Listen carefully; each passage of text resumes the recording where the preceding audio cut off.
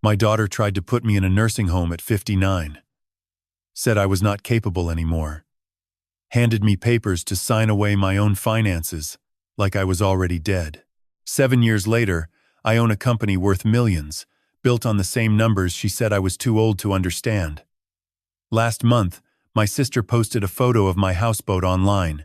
18 days later, my daughter called begging. Not to apologize. To survive. I am grateful you are here. Before we begin, drop a comment and tell me where you are watching from. Have you ever been discarded by someone you raised? Your story might help someone else heal. And please note, this narrative includes fictionalized elements crafted for reflection and learning. Any similarities to names or places are coincidental, but the lessons are real. My name is James Morrow, and I am 66 years old. 7 years ago, my daughter and her husband decided I was worthless. They tried to lock me away in a facility and take control of my finances. But when my sister posted a photo of me on my houseboat last month, my daughter came crawling back. Not with an apology, with a demand.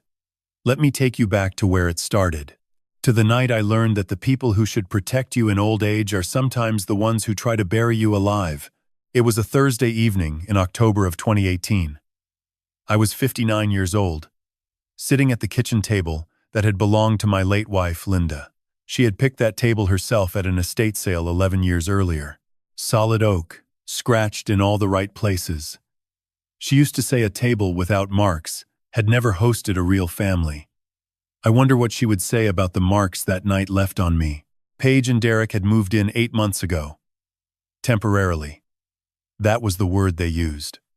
Derek's real estate investments needed liquidity, and they needed to save on rent while repositioning. Their language, not mine. I told myself it was a chance to reconnect with my daughter after 2 hard years of grief. Linda had been gone since 2016. Heart failure at 57. Quick and quiet. The way she did everything except love me. I had been let go from Henderson and Associates 4 months before that evening. 28 years as a senior accountant. Erased in a 15-minute meeting about restructuring. At 59, nobody returns your calls. I was living on savings, and the fading hope that experience still meant something in a world obsessed with youth.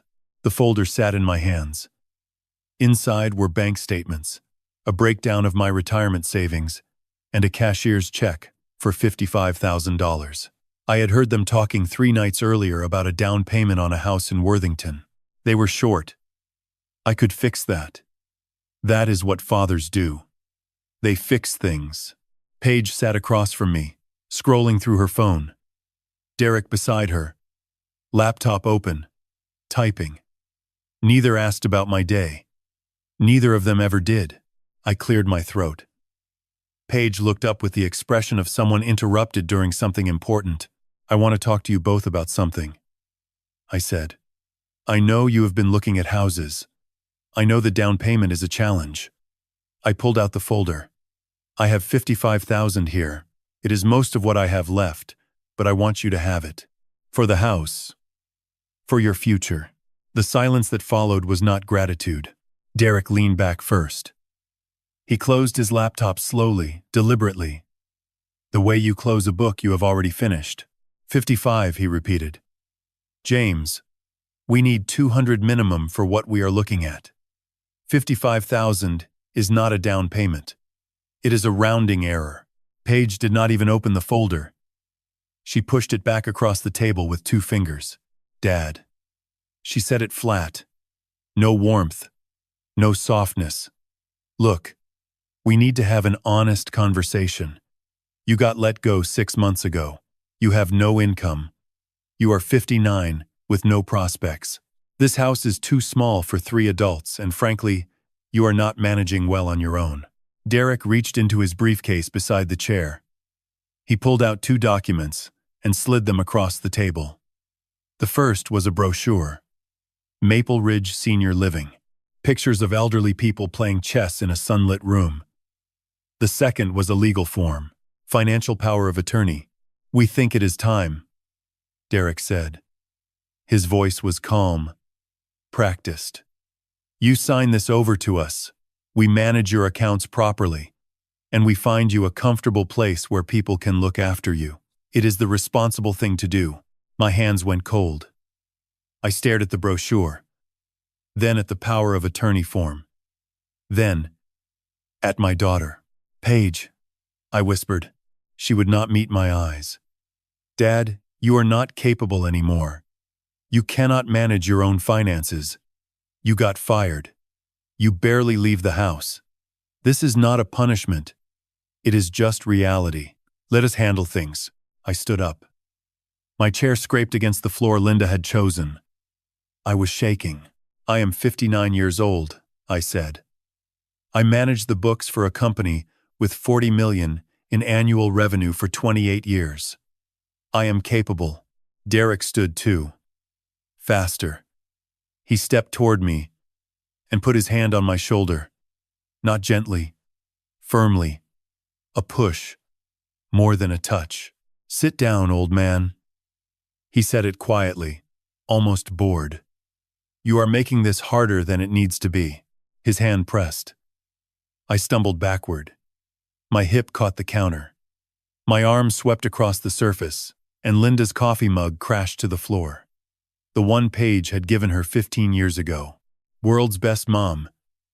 Painted in a child's handwriting, it shattered into 7 pieces across the tile. I stared at those pieces. 7 pieces. One for every year of silence that was coming. Paige and Derek walked past me without looking down. Their bedroom door closed. Through the thin wall, I heard Derek laugh about something on his phone. Paige said nothing. I got on my knees. 59 years old, on my knees in my dead wife's kitchen, picking up broken ceramic, while my daughter laughed in the next room. My hands shook so badly I cut my thumb on a sharp edge. Blood on the white tile. I watched it pool around the painted letter M, from Mom. That is when I made the decision. Not slowly, not gradually. It arrived whole and complete, like a number that finally balances after hours of searching for the error. I would not be here when the sun came up. By 3 a.m, my suitcase was packed. 1 bag. 30 years of life, compressed into 40 pounds. Work clothes, toiletries, Linda's photo from our wedding day, her ring on a chain around my neck, cold against my chest, and one small leather notebook I had kept since the day Paige was born. Every dollar I ever spent raising her, recorded in neat columns. $847,000 over 30 years. She never knew it existed. I left a note on the counter, weighted down by the power of attorney form, unsigned. 2 words. I am capable. Then I walked out the front door, set my suitcase in the truck bed, and drove away from the only life I had ever known. In the rearview mirror, Linda's house disappeared into the October dark. Somewhere inside, my daughter slept peacefully, believing her father would be waiting in the morning to sign his life away. She was wrong.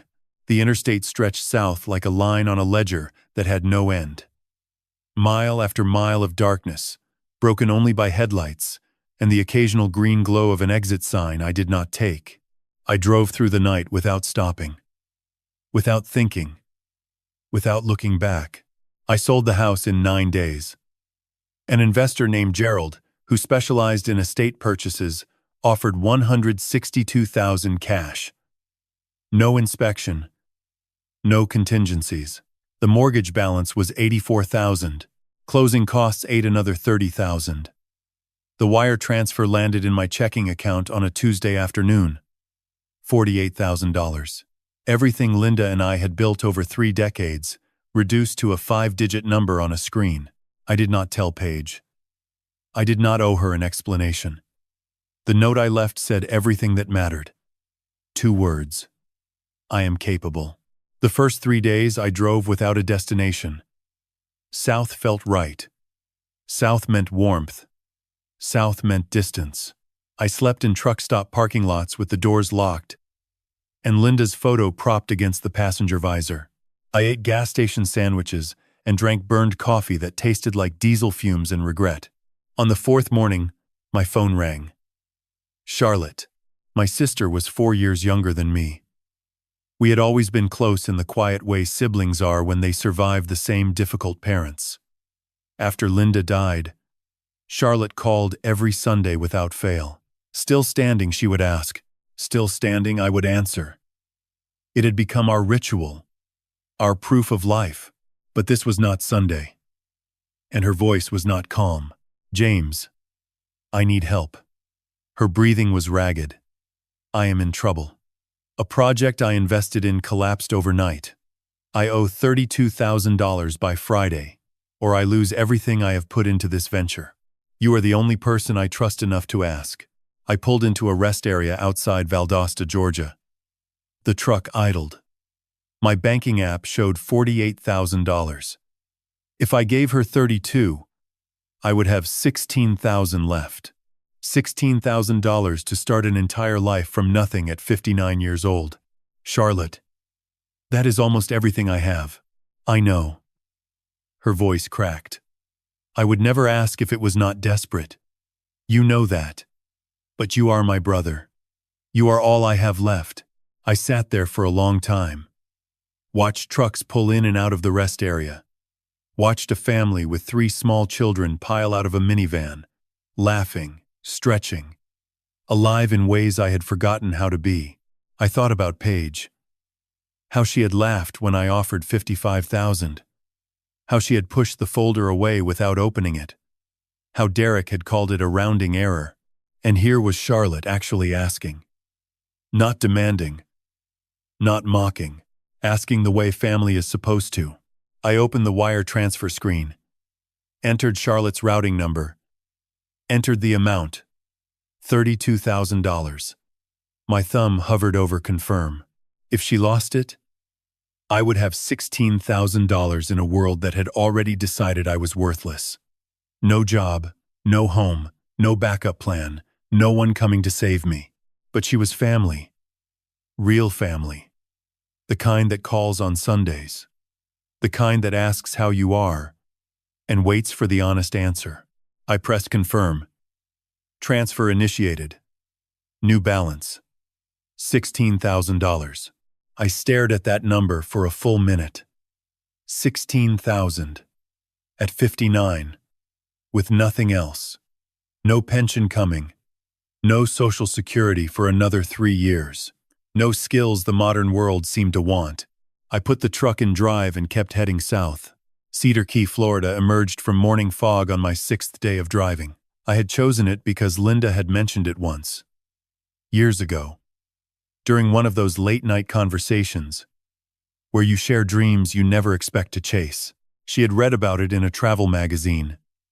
A tiny fishing village on the Gulf Coast. Population under 1,000. Artists and fishermen and people who came to disappear. She said it sounded like the kind of place where you could hear yourself think. Where the water decided the rhythm of your day. Not a clock. Not a boss. Not anyone else's expectations. I never took her there. I was always working. Always saving. Always saying next year. And then there were no more next years. The town was smaller than I imagined. One main road. A handful of restaurants. A bait shop. A post office. A library so small it could fit inside our old living room. Docks stretching into calm green water, where pelicans sat like old men waiting for something to happen. I found a parking spot near the marina. It was free. Almost everything in Cedar Key was free. If you did not need walls around you. I backed the truck in where I could see the water, rolled down the windows, and breathed salt air for the first time in my life. That night I slept in the truck. And the next night. And the next. 14 nights total. 2 weeks of waking at dawn to fishermen's engines coughing to life. 2 weeks of washing my face in public restrooms and eating canned soup cold because I could not justify spending money on a hot plate. 2 weeks of watching my bank balance and calculating how many days I could survive at this rate. I talked to Linda's photo every night. Set it on the dashboard facing me so the marina lights reflected in the glass over her smile. I am here. I would whisper. I made it to your place.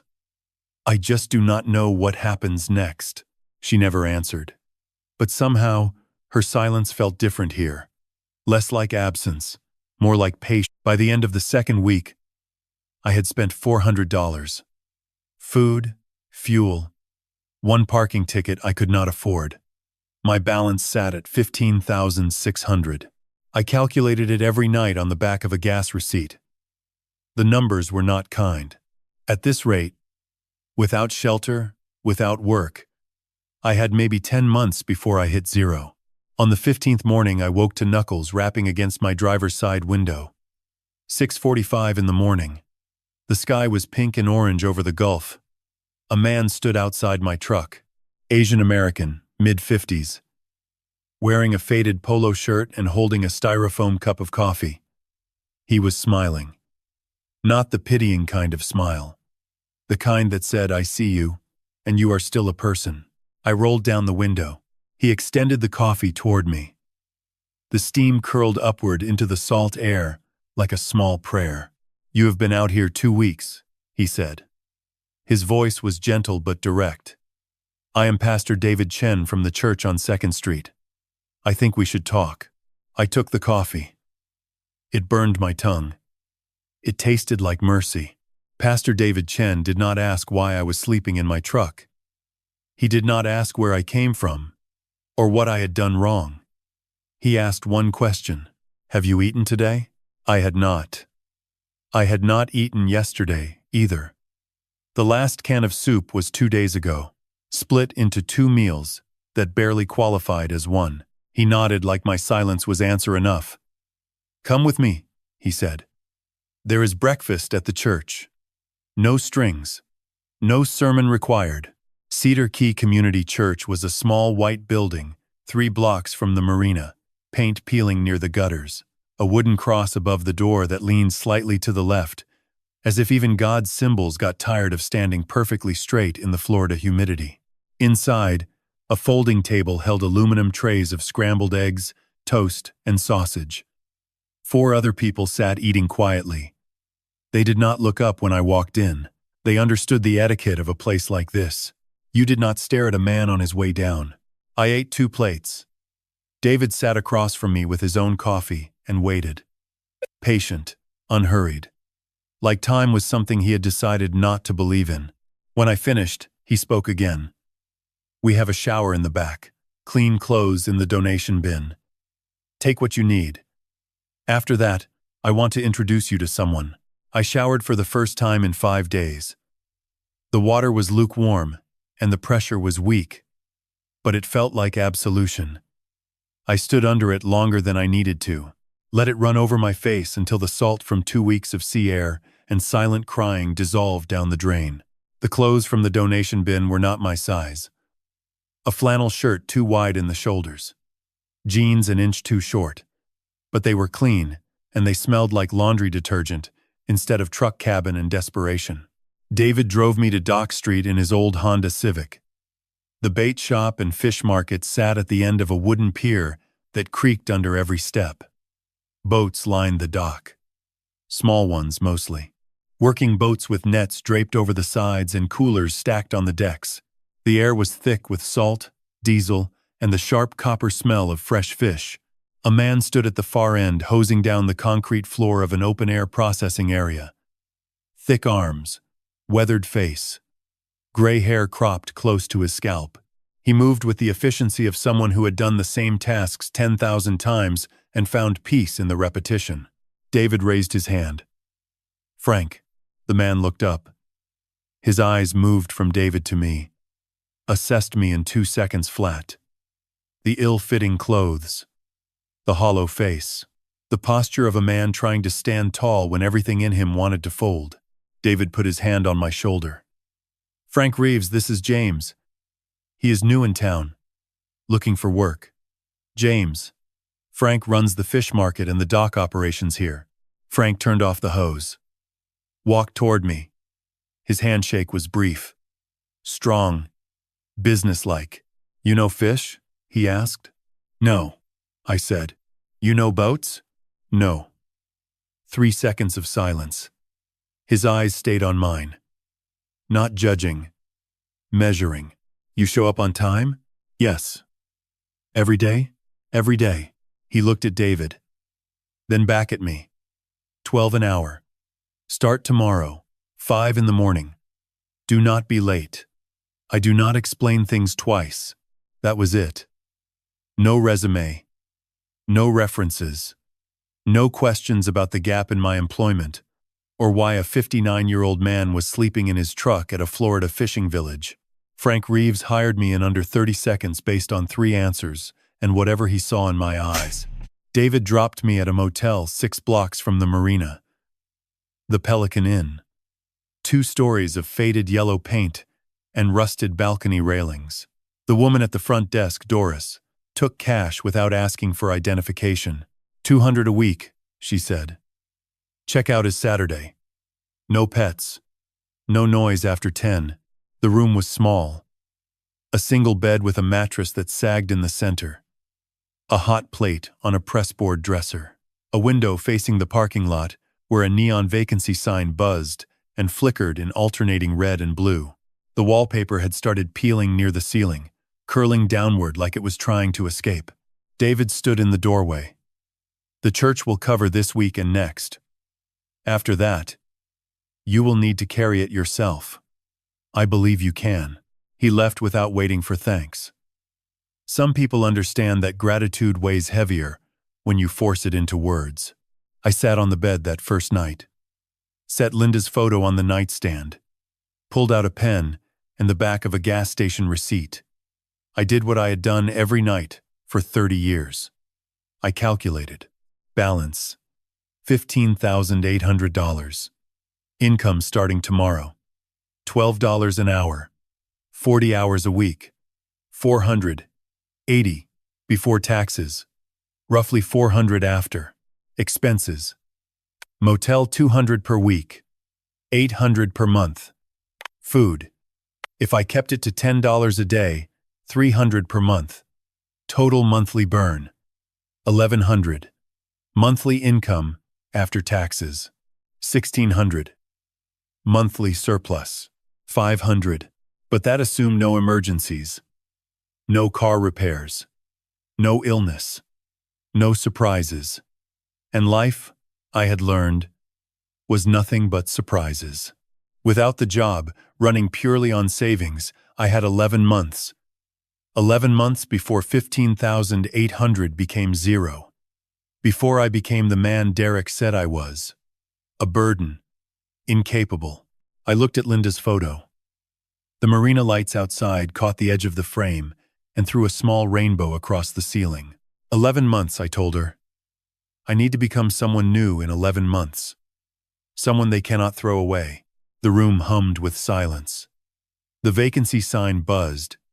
Somewhere outside, a boat engine coughed to life in the dark. Someone heading out early for the morning catch. I turned off the light and lay back on the sagging mattress. My body ached from 2 weeks of truck sleeping. My mind raced with numbers. 12 an hour. 800 a month for the room. 11 months until zero. Numbers had always been my language. Linda used to joke that I counted everything. Steps to the mailbox. Ceiling tiles in the dentist's office. Days until her birthday. She said I measured the world because I was afraid of things I could not quantify. She was probably right. But tonight, lying in that motel room with the smell of mildew and the sound of the Gulf somewhere beyond the walls, I was grateful for the numbers. They were honest. They did not flatter or deceive. They simply told you where you stood. And where I stood was this. 59 years old. Alone. $15,800. A job gutting fish. Starting in 6 hours. And exactly 11 months to build something that could not be taken from me. The clock on the nightstand read 11:42. I closed my eyes. 5 in the morning would come fast. Frank Reeves did not explain things twice. I would not need him to. Frank did not teach with words. He taught with repetition, silence, and the occasional grunt that meant I had done something almost right. In 6 months under his watch, I heard him say more than 3 sentences in a row exactly once. Everything else I learned by watching his hands. The first week nearly killed me. Not figuratively. My lower back seized on day 3 while lifting a crate of redfish off the dock. I dropped it. Ice and fish scattered across the concrete. Frank looked at me, looked at the mess, walked over, picked up the crate one-handed, set it on the processing table, and went back to hosing the floor. He did not say bend your knees or lift with your legs. He just demonstrated the right way and expected me to notice. I noticed. My hands blistered by the end of week 1. Both palms, raw and red, the skin separating in white bubbles that stung when the salt water hit them. I wrapped them in duct tape every morning before my shift. By week 3, the blisters burst, dried, and hardened into calluses that felt like leather. Hands I had used for 28 years to hold pens and tap calculator keys were becoming something else entirely. The days followed a pattern. 5 in the morning. Dock check. 6. Unload the overnight boats. 7 through noon. Process and pack for the wholesale buyers. Afternoons. Maintenance. Hosing decks, repairing nets, restacking ice. Frank worked beside me every hour. Never ahead. Never behind. Just present. Steady. Silent. I ate what the dock provided. Leftover catch that was too small to sell or too damaged for retail, I learned to fillet a mullet in under a minute. Learned that day-old grouper still tasted fine if you fried it with enough butter. My grocery bill dropped to almost nothing. Between the free fish and the discount rice I bought in bulk from the only store in town, I was spending $6 a day on food instead of 10. My body changed first. The softness around my middle, that 28 years of desk work had built, disappeared by December. My shoulders widened from the lifting. My forearms thickened from the repetitive motion of pulling nets and turning winches. I did not recognize my own reflection in the motel bathroom mirror. The man staring back was leaner, darker from the sun, harder in ways that had nothing to do with muscles. Then my mind changed. Slowly.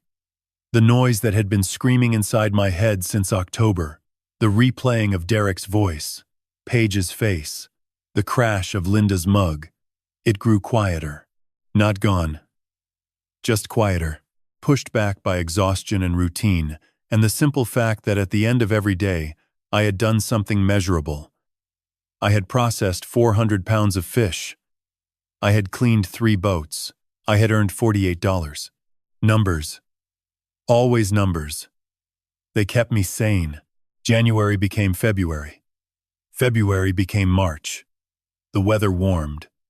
Tourist season brought more boats, more catch, more hours. Frank started trusting me with tasks he had never delegated before. Inventory counts. Fuel orders. Scheduling the part-time dock hands who came and went with the season. It was the inventory that changed everything. One evening in late March, I was reconciling the weekly fuel receipts. Frank's system was a shoebox. Literally. Crumpled receipts thrown into a cardboard box, labeled gas in black marker. No dates. No categories. No running totals. I had been organizing them by habit. Sorting them into piles. Calculating monthly averages. Accountant's instinct. 28 years of muscle memory that my hands performed without permission from my brain. Frank came in to lock up and found me at the folding table. Receipts spread in neat rows, numbers written on a napkin. "What are you doing?" he asked. More words than he usually spent on me in an entire shift. I looked up. "Your fuel costs are running 32% above the regional average for a dock operation this size. You are overpaying on your diesel contract by about 11 cents per gallon. Over a year, that is roughly $4,200. Frank stared at the napkin, then at me, then at the napkin again. "How do you know that?" "I was a senior accountant for 28 years, I said. "Before I came here." Silence. A long one. Frank sat down on the only other chair, an overturned bucket, and crossed his arms. "You are an accountant." "Working my fish dock. For 12 an hour." "I was an accountant," I said. Now I am whatever you need me to be." He studied me for another 10 seconds. Then he stood up, walked to his office, and came back with a manila folder thicker than my fist. Dropped it on the table in front of me. "Taxes," he said. 3 years. I have been meaning to file. Do not know where to start.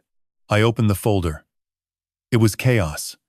Bank statements mixed with fuel receipts mixed with handwritten IOUs from charter captains who owed him for dock space. No system, no categories, no logic, but to me, it was a language I spoke fluently. The first language I ever loved. "Give me 2 weeks," I said. I did it in 9 days. Working nights after my dock shifts.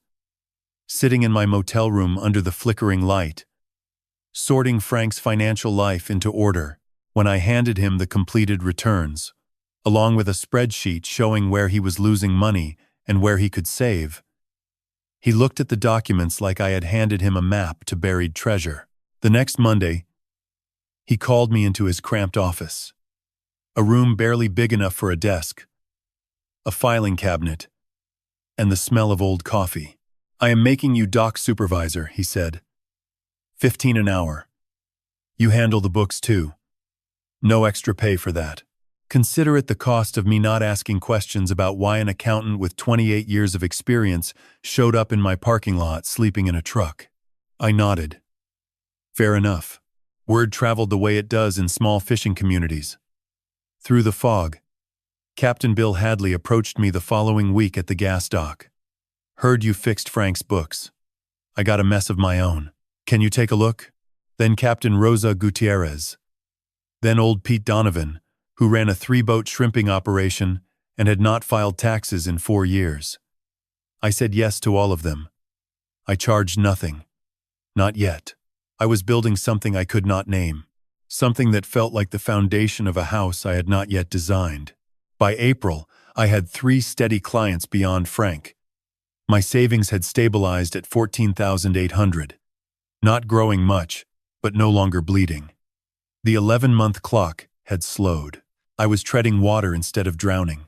And for the first time since Columbus, my hands did not shake when I woke up in the morning. They were too calloused for trembling, too busy for fear. But bodies have their own accounting systems. They track every debt you owe them, every hour of strain, every night of bad sleep, every meal skipped, and eventually, they send the invoice. Mine arrived in September, without warning, without mercy, on a morning that smelled like salt and storm. September in Cedar Key arrives with a smell you learn to respect. Salt, thickened by humidity. Ozone sharpening the air before a storm.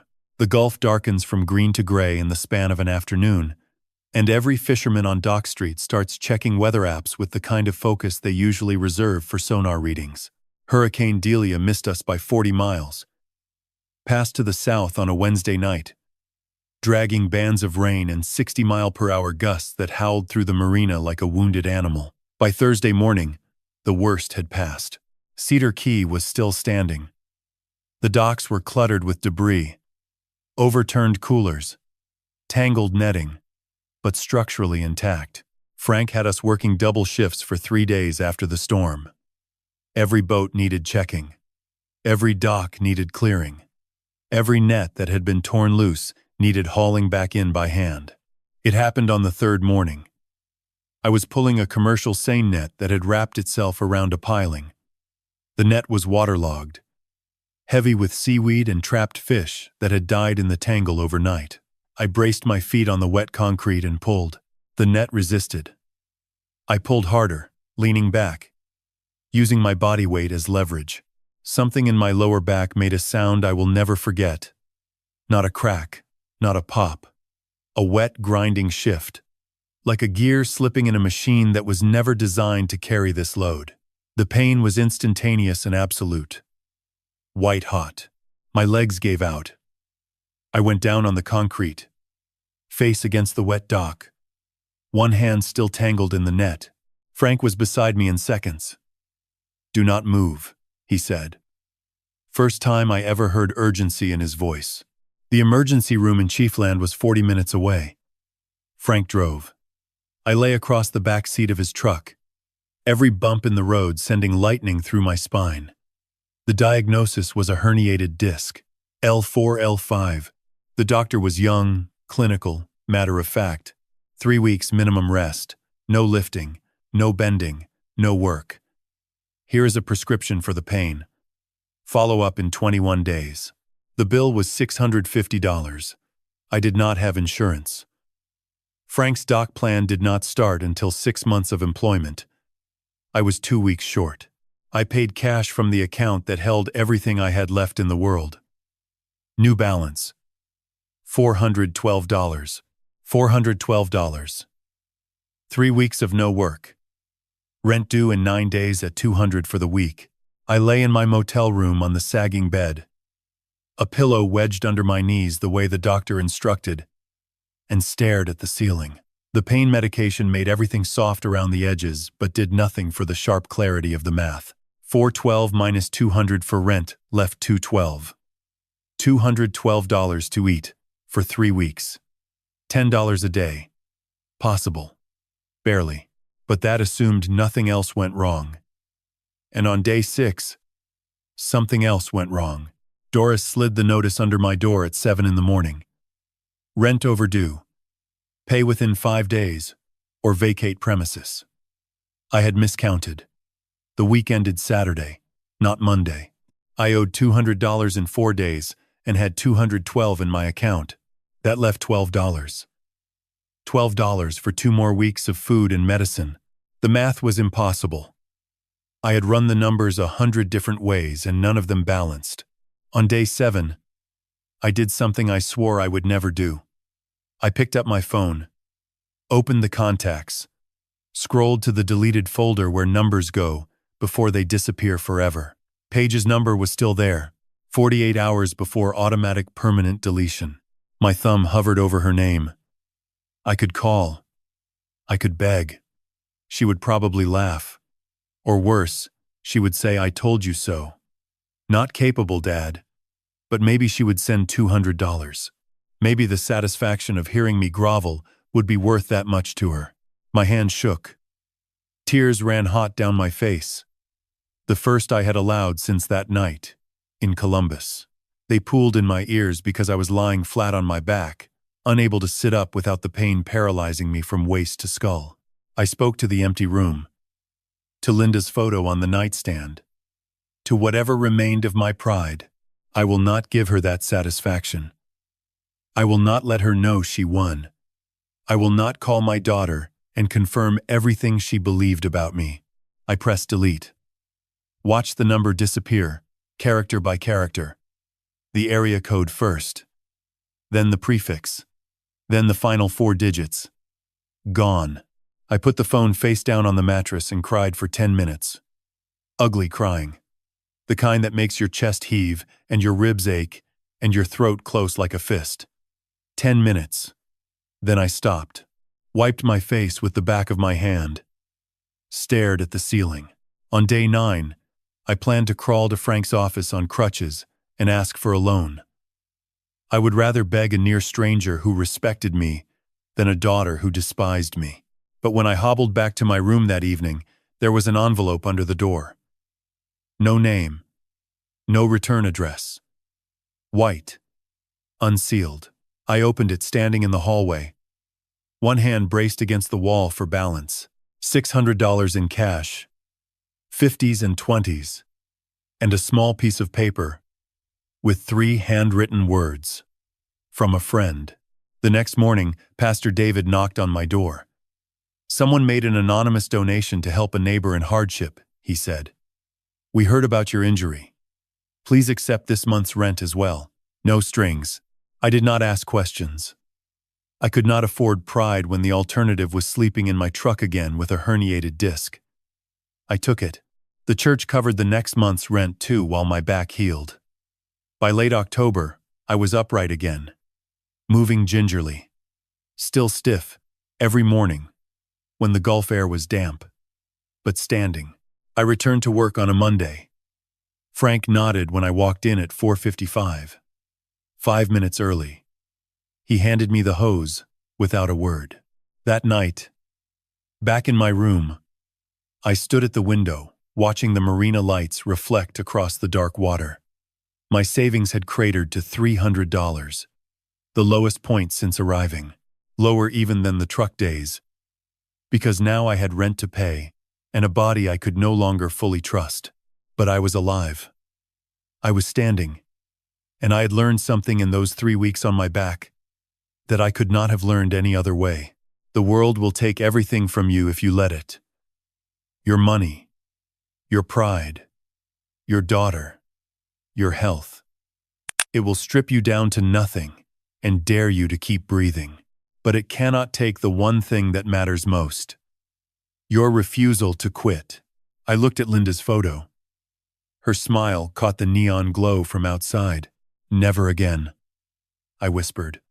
I will never be this close to zero again. I will build something no one can take from me. Not with cruelty.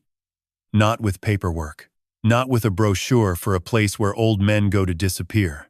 I did not know yet what that something would be, but I knew it would be built on the only foundation I trusted. Numbers. Honest. Unforgiving. Incorruptible numbers. The same numbers they said I was too old to understand. The idea arrived at 2 a.m. on a Tuesday in January. The way all ideas that change your life arrive. Not with fanfare. Not with clarity. Just a quiet thought that refuses to let you sleep. I was lying in bed, eyes open, running numbers in my head the way other people count sheep. Frank's fuel costs against his monthly revenue. Captain Bill's insurance premiums versus his annual catch value. Pete Donovan's tax liability growing every year he ignored it. Numbers circling in the dark like fish in a holding tank, waiting to be sorted. And then it hit me. Not one of them knew what they were losing. I sat up, reached for the napkin and pen I kept on the nightstand. Started writing in the dark, the pen scratching across paper I could barely see. Within an hour, I had filled both sides of that napkin and started on a second one. The math was devastating. I had been reviewing the books of 4 fishermen for months now. Frank, plus the 3 captains who had asked for help. The patterns were identical across all of them. Fuel contracts negotiated by habit, not comparison. Insurance policies renewed automatically without shopping competitors. Tax deductions missed because nobody tracked mileage or equipment depreciation. Dock fees paid at posted rates when volume discounts existed for anyone who asked. Each of them was bleeding 15 to 20% of their annual income through pure financial mismanagement. Not stupidity. Not laziness. They were brilliant at catching fish. They just had never learned the language of money. Nobody had taught them. Nobody in their world spoke it. But I did. I had spoken it for 28 years. And for the first time since arriving in Cedar Key, that language felt less like a reminder of failure and more like a tool I had been carrying all along without knowing what to build with it. The next morning I found Frank at the processing table, gutting a 40-pound grouper with the mechanical precision of a surgeon. "I have a proposition," I said. Frank did not look up. His knife continued its work. "Talk. Let me manage your complete finances for 3 months. Not just taxes. Everything. Fuel contracts, insurance, dock billing, payroll for your part-timers. I will restructure all of it. If I save you money, you pay me 10% of what I saved. If I save you nothing, you owe me nothing." The knife paused. Frank looked up. His eyes were the same measuring eyes from the day David introduced us, calculating risk the way fishermen always did. Weather, fuel, distance, reward. "What is the catch?" he asked. "No catch. I just need a proof of concept. One client I can point to and say, 'Look what I did.' The rest will follow." 3 more seconds of silence. Then Frank went back to his grouper. "Start Monday," he said. "Do not make me regret this." I did not sleep that weekend. I spread Frank's financial records across my motel room floor. Every receipt, every contract, every invoice for the past 2 years. I sorted them into categories with the focus of a man who had just been handed the answer to a question he had been asking for 14 months. The results were better than I expected. Frank's diesel contract was with a supplier charging 11 cents above market rate. His insurance had not been requoted in 6 years. His dock billing system was losing revenue because he did not charge late fees or track partial payments. His part-time workers were classified incorrectly for tax purposes, costing him an extra $1,800 a year in unnecessary contributions. I renegotiated the fuel contract in a single phone call, requoted his insurance across 4 providers, and saved him $900 annually. Implemented a simple billing system using a free spreadsheet that tracked every dollar owed and every dollar paid. Fixed the worker classifications with a 2-page form submitted to the IRS. At the end of 3 months, I sat across from Frank in his cramped office and slid a single sheet of paper across his desk. 1 page. Clean columns. The numbers spoke for themselves. Total savings identified and implemented: $4,218. Annualized. Frank stared at the paper. Read it twice. Looked up at me with an expression I had never seen on his face before. Surprise. Maybe respect. Maybe both. He opened his desk drawer, pulled out a checkbook, and wrote a figure. Tore the check free and held it out to me. $422. 10%. Exactly as agreed. I took the check. My hand did not shake, but something shifted inside my chest. A warmth I had not felt since Linda handed me a birthday card with a joke about my obsession with spreadsheets. This check was not about $422. It was proof. Proof that the thing Derek said made me worthless. The numbers, the accounting, the meticulous tracking of every dollar was exactly the thing that could save me. Save others too. Word moved through the Cedar Key fishing community the way weather fronts move across the Gulf, slowly at first, then all at once. Captain Bill Hadley told Captain Rosa Gutierrez. Rosa told her brother-in-law, who ran a charter operation out of Yankeetown. Pete Donovan, who still had not filed taxes in 4 years, showed up at my motel room on a Saturday morning holding a grocery bag full of crumpled receipts and a look of pure desperation. Within 6 weeks, I had 8 paying clients. By spring, 12, each one paying 10% of demonstrated savings. Some months, the checks were small, $70, $120, but others were significant. One charter captain's insurance restructuring alone saved him $6,800 annually. His check to me was $680, more than a full week's wages at the dock. I kept working for Frank through all of it. The financial consulting happened evenings and weekends. I was not ready to leave the dock. Not yet. The steady $1,200 a month from Frank was my foundation. Everything else was the framework being built on top. By late spring, I had a waiting list. 4 boat operators who wanted my help but could not get on my schedule. I turned them away politely. Not yet, I told them. Soon. My savings account showed $5,200. Still fragile, still small, but growing. The trajectory had reversed. The line on my personal ledger was pointing up for the first time since Columbus. I sat on the Dock Street Pier that evening, feet dangling over the water, watching pelicans dive for mullet in the amber light. Linda's voice echoed in my memory, something she said once, years ago, when I came home frustrated about a coworker who dismissed my spreadsheets as boring. Numbers are not boring, James. Numbers are the most honest storytellers in the world. They do not flatter. They do not lie. They just tell you exactly where you stand. She was right. She was always right. And where I stood now was this: 12 clients. A waiting list. $5,200 in savings. A reputation building itself one spreadsheet at a time. In a town that had never asked me for a resume, I was finally building something. Quietly. Carefully. Brick by numerical brick. Which is exactly when I made the mistake that nearly burned it all down. Rick Henson had the kind of handshake that lasted 2 seconds too long and the kind of smile that made you check your wallet afterward. I should have noticed both, but confidence is a dangerous drug.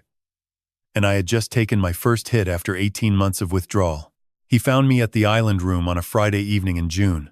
I was eating alone at the bar, a plate of fried shrimp and a glass of water, celebrating 12 clients and a savings account that had finally crossed 5,000. A small celebration by anyone else's standards.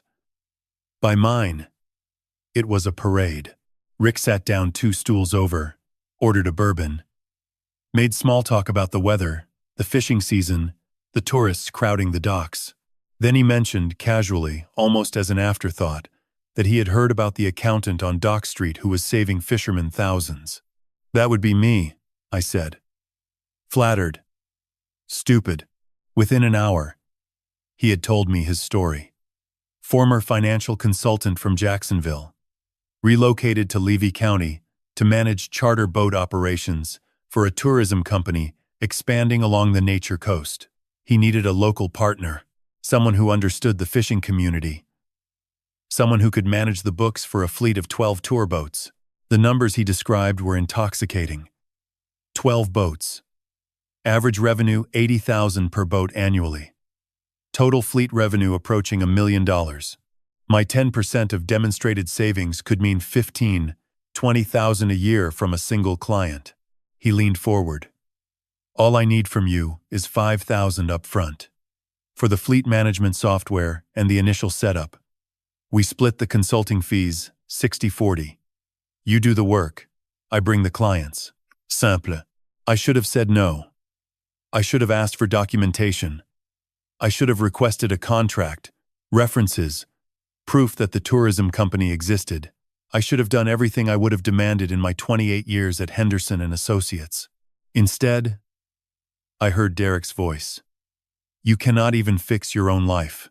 And I wanted to prove, not to Derek, but to myself, that I could build something bigger than a handful of fishermen paying me $400 a quarter. I said yes. The next morning, Saturday, I mentioned it to Frank. Offhand. Casual. The way you mention something you have already decided. Frank stopped coiling a dock line. His hands went still, which was unusual. Frank's hands were never still. You run a background check? He asked. I hesitated. A background check would cost money. Time. It would signal distrust. And Rick had been so open, so detailed, so specific about the fleet, and the numbers, and the timeline. I have been working with financial operations for almost 2 years now. I said. I can spot a problem. Frank looked at me the way he looked at junior dock hands who tied bowlines incorrectly. Not angry. Disappointed. He went back to coiling his line. Your money, he said. 2 words. A complete sentence. A warning I did not take. I wired Rick $5,000 on Monday morning. He shook my hand at the marina parking lot. That handshake lasted 3 seconds this time. His smile was wider. I mistook it for excitement. Tuesday. Rick texted. Software licenses purchased. Setting up accounts. We'll have login credentials by Thursday. Wednesday. Another text. Meeting with the fleet owner. Friday. Big things coming. Thursday. Silence. Friday. I texted. Called. Texted again.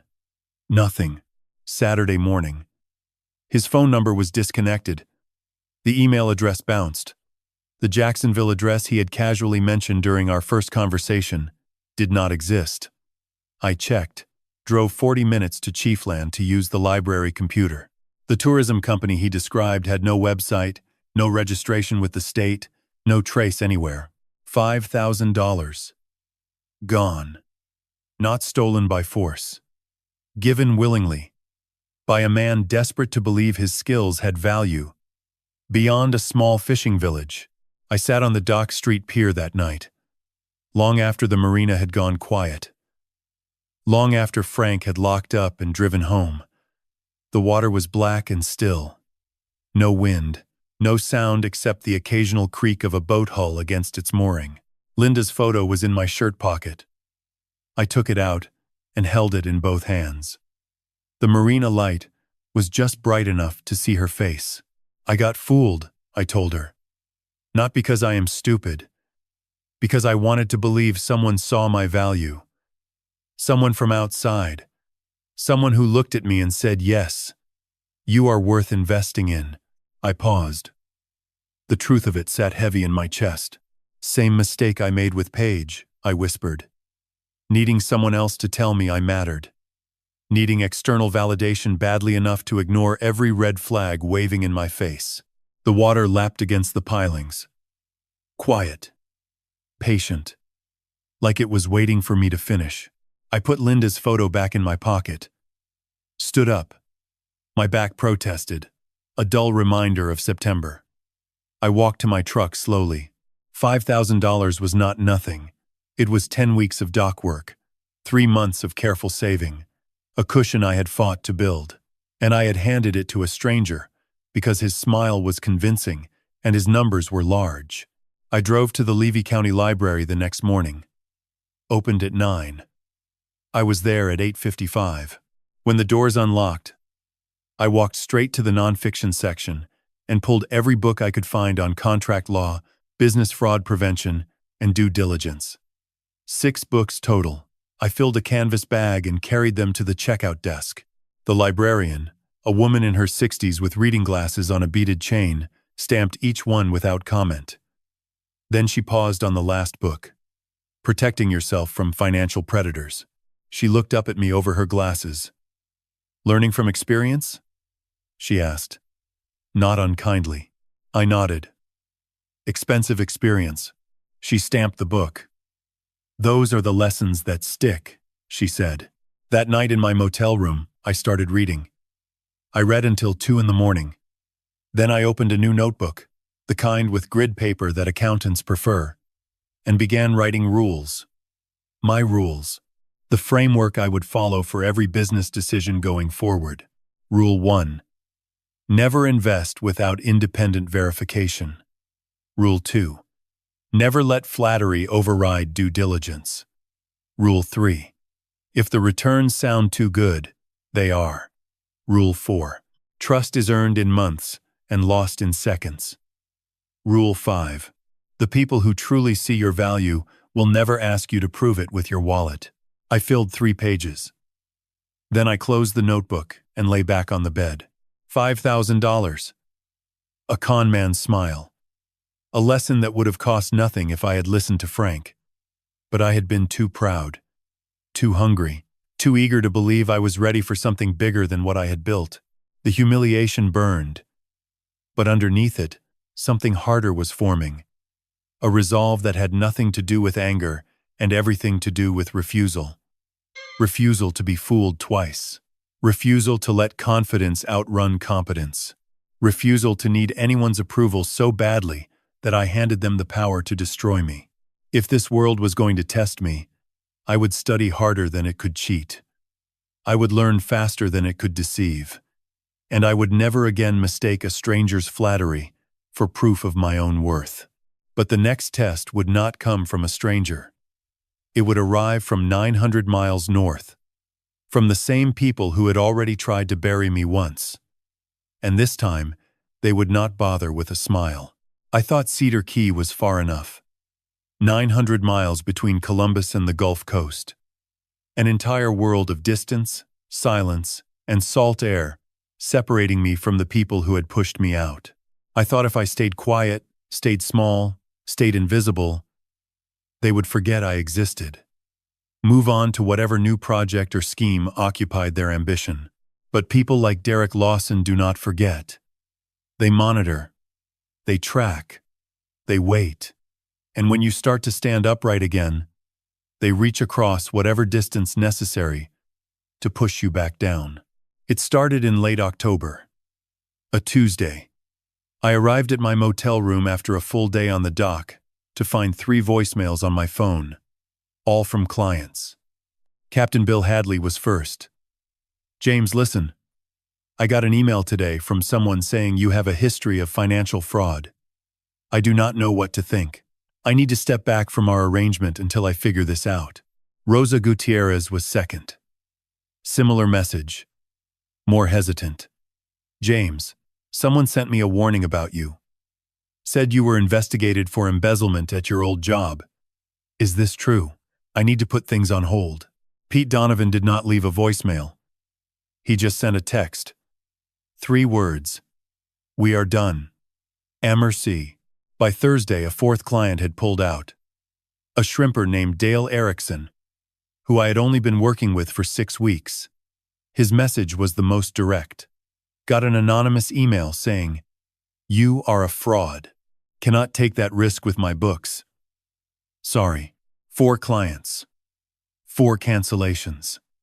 4 relationships built over months of careful work. Destroyed in 48 hours by an email I never sent. About crimes I never committed."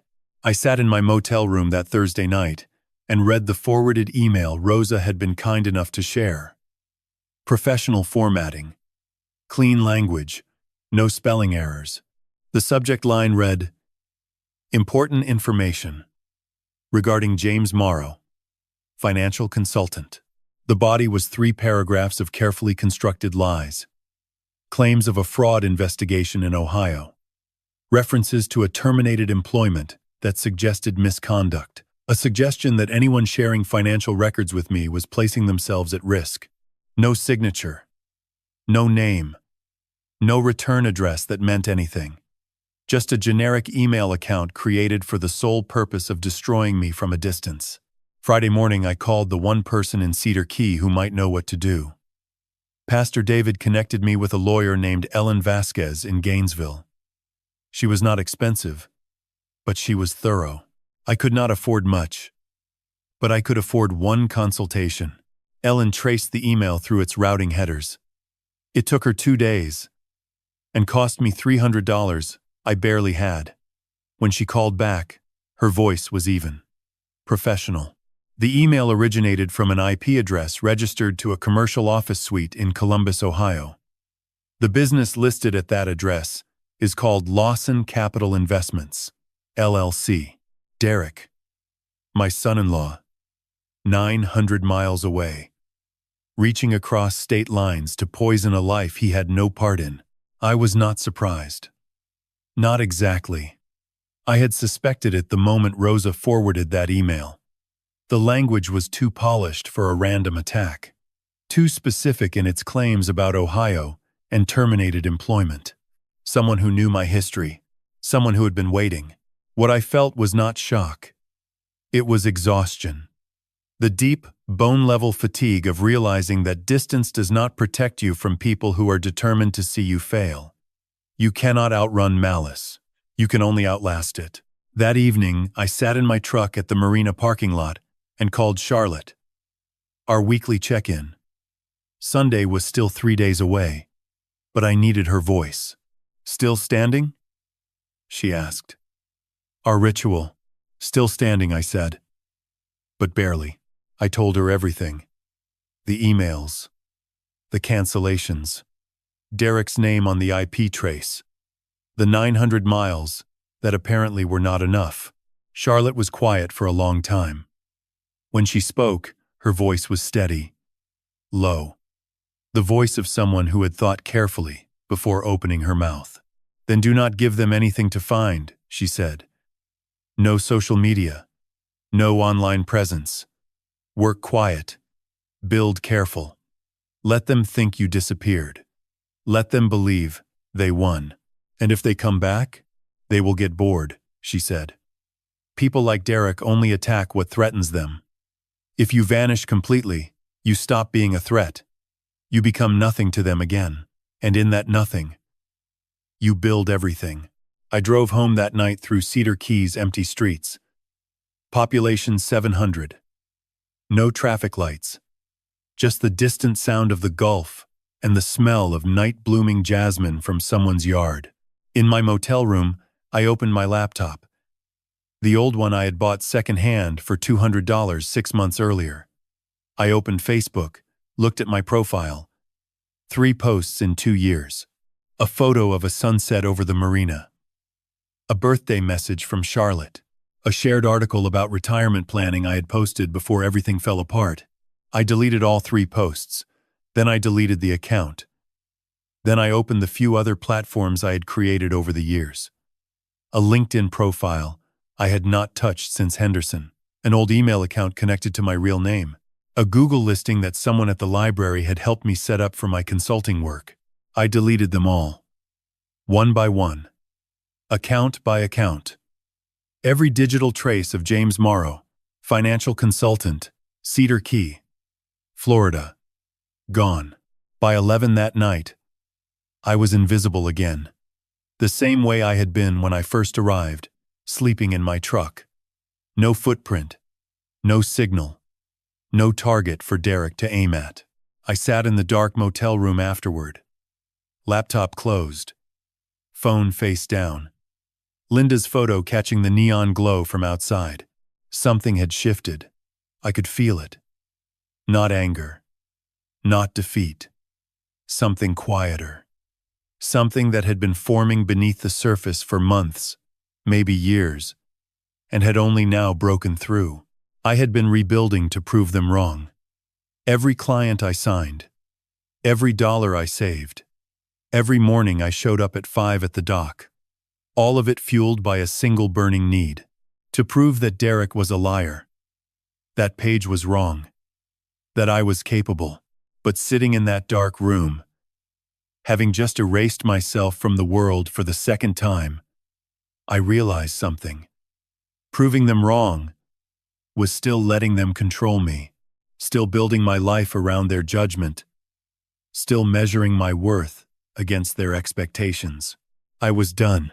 From this moment forward, I would build because I deserved more, not because they deserved less, not because I needed them to see, not because revenge required an audience. I would build for me, for Linda's memory, for the man I was becoming in the silence. Charlotte was right.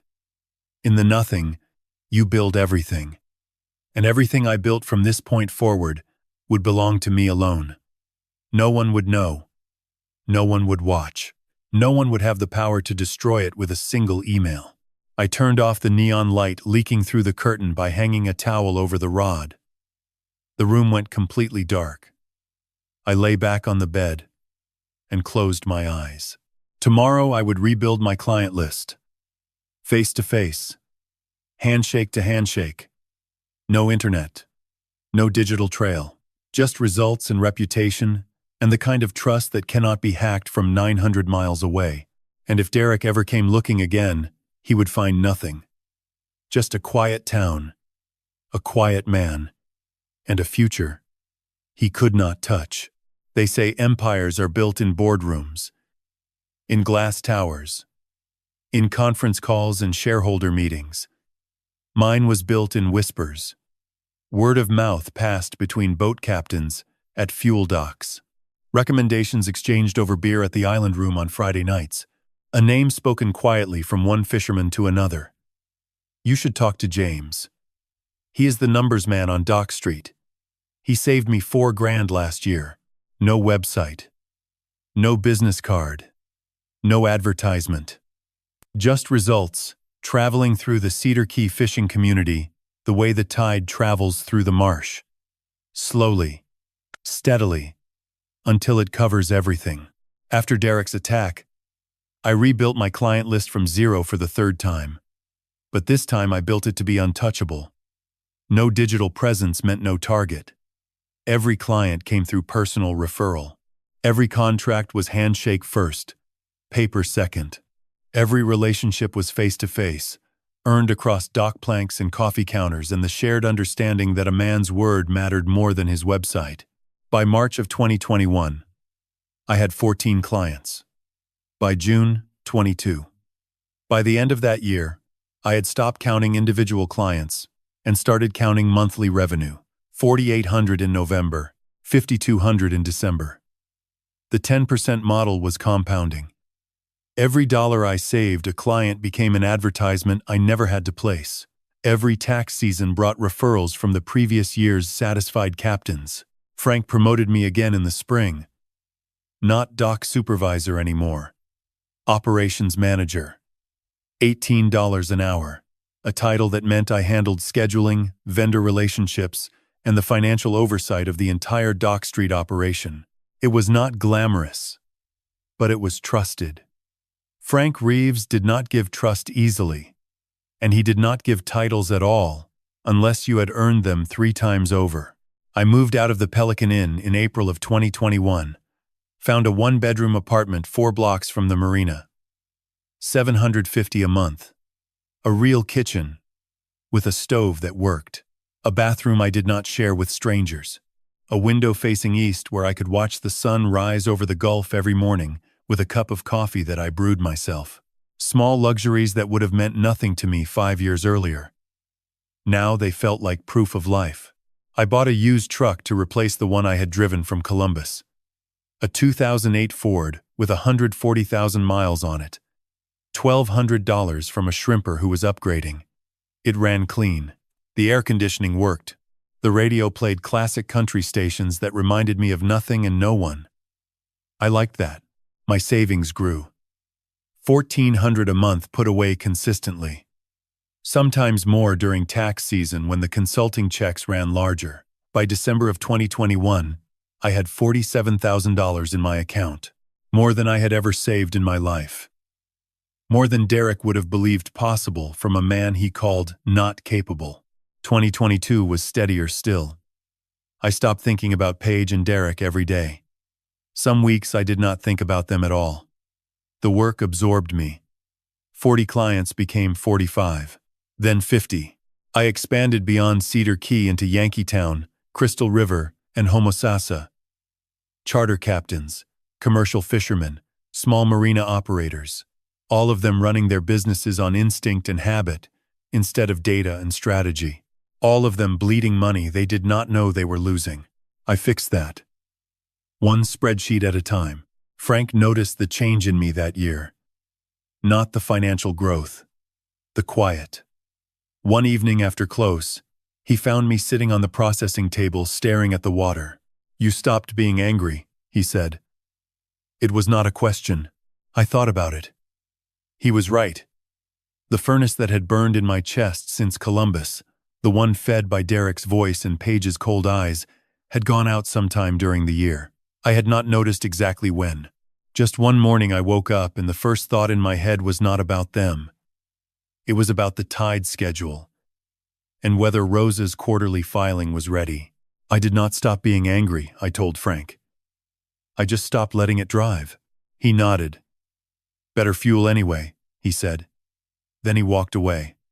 Frank Reeves. A philosopher in 11 words, or fewer. My 62nd birthday arrived on a Saturday in June. I did not expect anything. I had not celebrated a birthday since Linda's last cake in 2015. But that morning, Frank showed up at the dock with a 6-pack of imported beer, the expensive kind he never bought for himself. He set it on my desk without explanation and walked back to the processing floor. Pastor David appeared at noon with a key lime pie from the bakery on 2nd Street. "Homemade," he said. "My wife's recipe. Happy birthday, James." That evening, alone in my apartment, I lit a single candle on a slice of that pie. Linda's photo sat across from me at the kitchen table. The table was small, cheap, but it was mine. I did not share it with anyone who hated me. No card from Paige. I had not expected one, but the absence still registered somewhere deep. A dull ache that lived beneath the healing. A phantom limb. Charlotte's gift arrived the next Monday.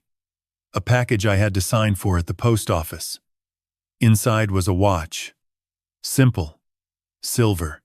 Elegant in the way Charlotte always was. On the back, an engraving. Still standing. See. I put it on my wrist immediately. Wore it every day after. Every time I checked the time, those words caught the light. Still standing. A reminder from the only family member who had never stopped believing I could. That night I spoke to Linda's photo one last time before bed. Set the watch on the nightstand beside her frame. I do not know if you would be proud or worried, I told her. I have more money than we ever saved together. Fewer people in my life than I have fingers on one hand.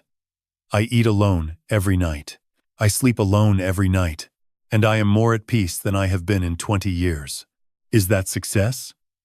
Or just survival dressed up in better clothes? No answer. There never was. But the silence felt warm, like she was smiling behind the glass.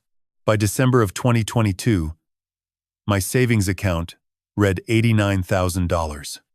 The number stunned me every time I checked. 89,000 from 16 in 4 years. Late that month, I saw a flyer pinned to the marina bulletin board. Faded paper, sun-bleached at the edges. A photo of a houseboat, 60 feet long, sitting in a boatyard somewhere along the Suwannee River. Rust on the rails, teak rotting at the stern. A name barely visible beneath years of neglect. For sale. $45,000. As is. I stared at that flyer for a long time. Ran my fingers across the photo. Something stirred. Not a plan. Not yet. Just a recognition. That boat looked the way I had felt 4 years ago. Abandoned. Neglected. Written off. I took the flyer. Folded it carefully. Put it in a folder at home that I labeled in black marker. Someday. But someday was closer than I knew. Because in 3 months, my sister would sit across from me in a restaurant I could never afford, order wine I could not pronounce, and tell me that everything I believed about the last 5 years was built on a truth I had never been told. My sister ordered a bottle of wine that cost more than my weekly grocery budget and did not blink when the waiter told her the price. That was the first sign I missed. The second was the restaurant itself, Amelia's, in downtown Gainesville. White tablecloths, candles in crystal holders. A hostess who called Charlotte by name without checking the reservation book. I owned one button-down shirt. Navy blue. $8 from a thrift store in Crystal River. I drove 40 minutes to Gainesville, feeling underdressed before I even arrived. Charlotte was already seated. Charcoal blazer. Pearl earrings. Hair done in a way that suggested money. She looked like someone I did not recognize. She hugged me tight, longer than usual. We sat. She ordered for both of us. Things I could not pronounce. For 20 minutes, she made small talk. My business. The marina. Frank. I answered on autopilot because I knew Charlotte. She did not fly from New York for small talk. Then she set her fork down. Folded her hands. James. I need to tell you something I should have told you a long time ago. She slid her phone across the table. A Forbes article. The headline read, Callaway Ecotourism Group announces record quarter, under CFO Charlotte Morrow. A photo of my sister at a podium. Professional. Confident. Nameplate visible. I stared. Read it twice. Looked up at her. I am the CFO of Callaway Ecotourism Group, she said. Sustainable tourism ventures across 17 states. Current valuation, approximately $450 million. My personal holdings are roughly $32 million. The restaurant faded. 4 years of weekly phone calls. Still standing. And the entire time she had been a millionaire who could have solved every problem I ever had with the ease of someone tipping a waiter. You lied to me, I said quietly. For 5 years. Charlotte did not flinch. Let me finish. Please. In October of 2018, when you called from that rest stop in Georgia, I genuinely needed $32,000. My company was in early stage development. I had sunk everything into a pilot project, a sustainable fishing lodge in the Florida Keys. The contractor walked off, and I was $32,000 short. If it failed, my investors pull out, and the company dies. She paused. You gave it to me within hours. Did not ask for documentation. Did not hesitate. You had $48,000 to your name. and gave me 32 without a question. That told me everything about who you are. And everything after that? My voice cracked. The envelope, when my back went out. Pastor David, at my truck, on day 15. Frank hiring me, without references. Charlotte's eyes filled. Not all of it. But some. I asked David to watch for you. I called Frank before you arrived. The envelope was mine. And later, I mentioned your name to 3 charter captains through industry connections. They came on their own merits. But I opened the door. You watched me almost starve, I said. I knew David would find you. I had asked him to check the marina parking lot daily. You watched me get fooled by a con man. That one I did not see coming, she whispered. I cannot protect you from everything. Silence. The restaurant murmured around us while my understanding of 5 years rearranged itself completely. Why not just help me openly? Because you needed to know you could do it yourself. Her voice broke. After what Paige and Derek did, after they said you were not capable, you needed real proof that you were, the kind you earn with your own hands. If I had just handed you money, you would have spent your life wondering if you deserved it. I stared at her. My little sister, who had watched me suffer and thrive and fail, all while holding the power to end it with a single check. Who chose the harder path because she understood something about me I could not see myself. You did not test me, I said slowly. No. You saved me. I spent 5 years returning the favor without stealing what you were building. Something broke open. I stood, walked around the table. Charlotte stood too. We held each other in that expensive restaurant, while diners glanced away. 2 siblings, crying without shame. When we separated, she wiped her face and laughed softly. I have a proposal, $195,000. Investment in your business. Plus, I will co-sign any loan you need. You have 50 clients, and $89,000 saved from $16,000 in 4 years. That is a better return than half the startups I fund professionally. Let me invest in you the way you invested in me. I looked at my hands. Calloused. Scarred. Capable. 1 week later, I sat in Stephen Park's office. A young lawyer Charlotte recommended. He pushed documents across his desk. I signed. James Morrow. For the first time in 5 years, that name did not feel like a burden. It felt like a beginning. Not because Charlotte made me wealthy, because she gave back the one thing Paige and Derek stole in that Columbus kitchen. The belief, proven and earned, that I was capable. I walked out of Stephen's office into Florida sunlight. The parking lot smelled like asphalt and jasmine. I sat in my truck for 10 minutes, hands on the steering wheel, staring at nothing. Charlotte had not rescued me. She had refused to rescue me. And that refusal, that painful, deliberate, loving refusal, had forced me to rescue myself. Every callus on my hands, every client I earned, every dollar I saved, those were mine. Built on my own grit and my own numbers and my own refusal to disappear. What Charlotte gave me was not money. It was confirmation. Proof that the doors I walked through were real, even if she had quietly unlocked them first. Proof that capability is not a gift someone hands you. It is a truth you demonstrate until no one, not even yourself, can deny it. I started the truck. Drove back toward Cedar Key. Toward the Gulf, toward the life I had built in silence. And now, for the first time, I was going to build it loud. The houseboat was 60 feet of rust, rotted teak, and broken promises someone else had abandoned. She sat in a boatyard along the Suwannee River, listing slightly to port, her hull stained with waterline algae and neglect. The name on the stern had faded to ghost letters. I could barely make it out. Something that ended in dream. I recognized her immediately.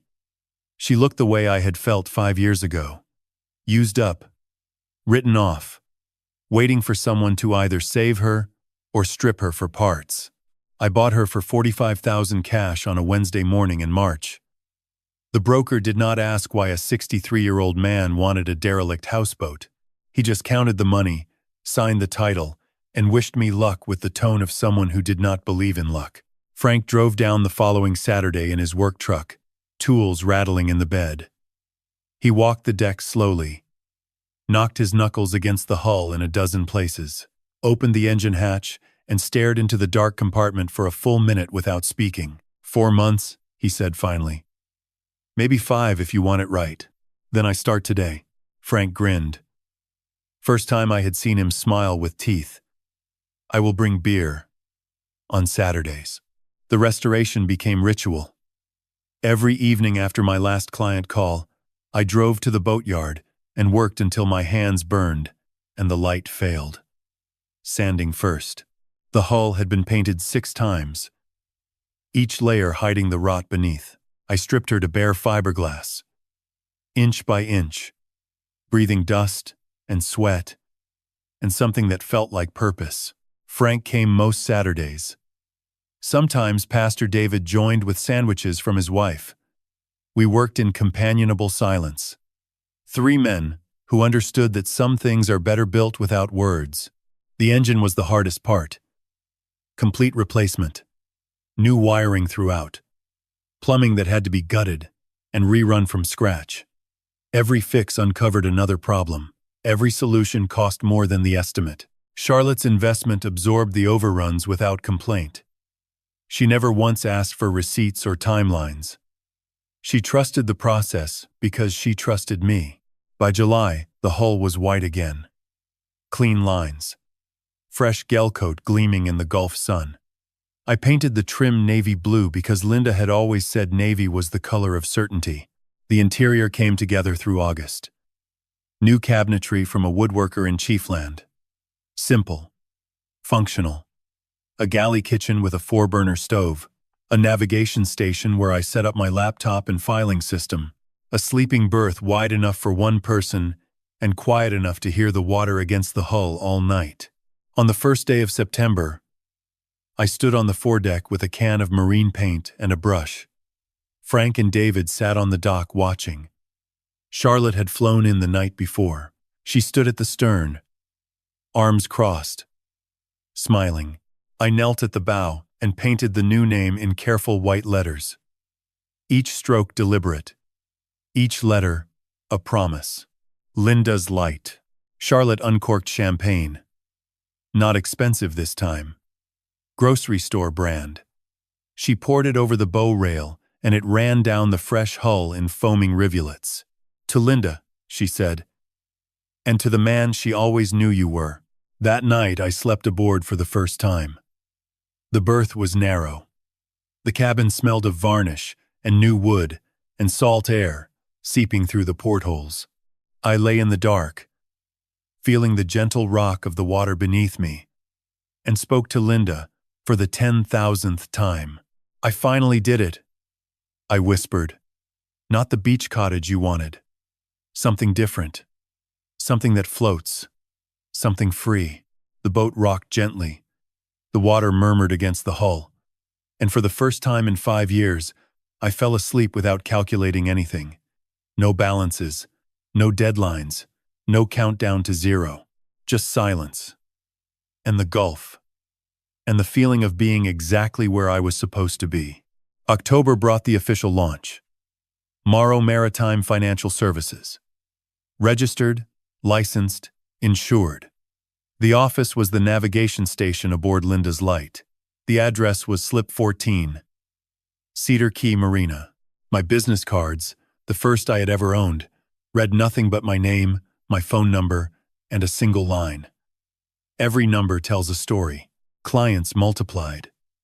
Charlotte's investment funded proper software, a professional bookkeeping system, and the licenses required to operate across state lines.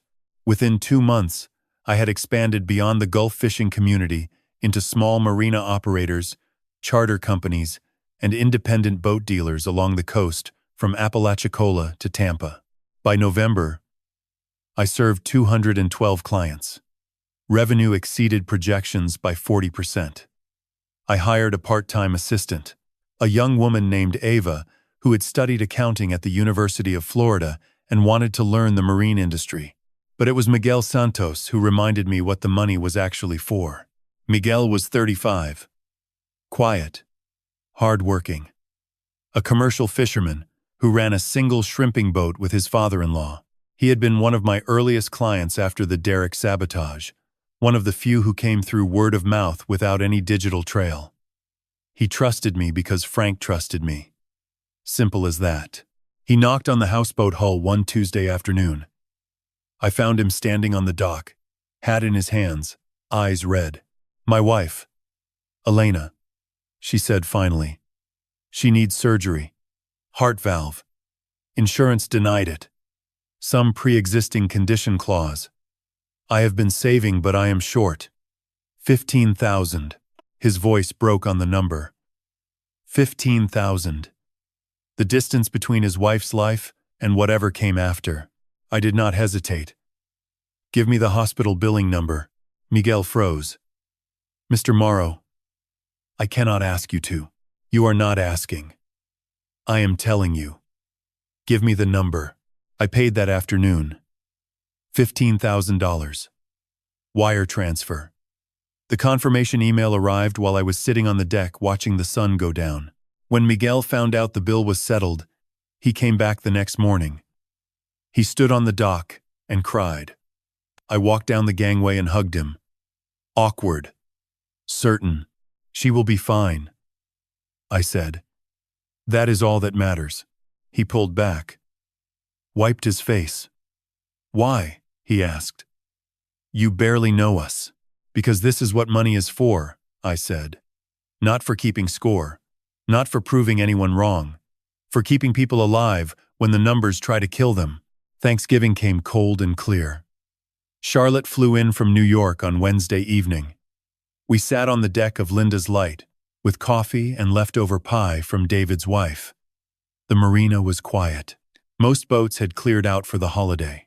Just us and the water and the distant sound of someone's radio playing country music across the harbor. Charlotte stood and pulled out her phone. "Let me take a photo of us. For the family record."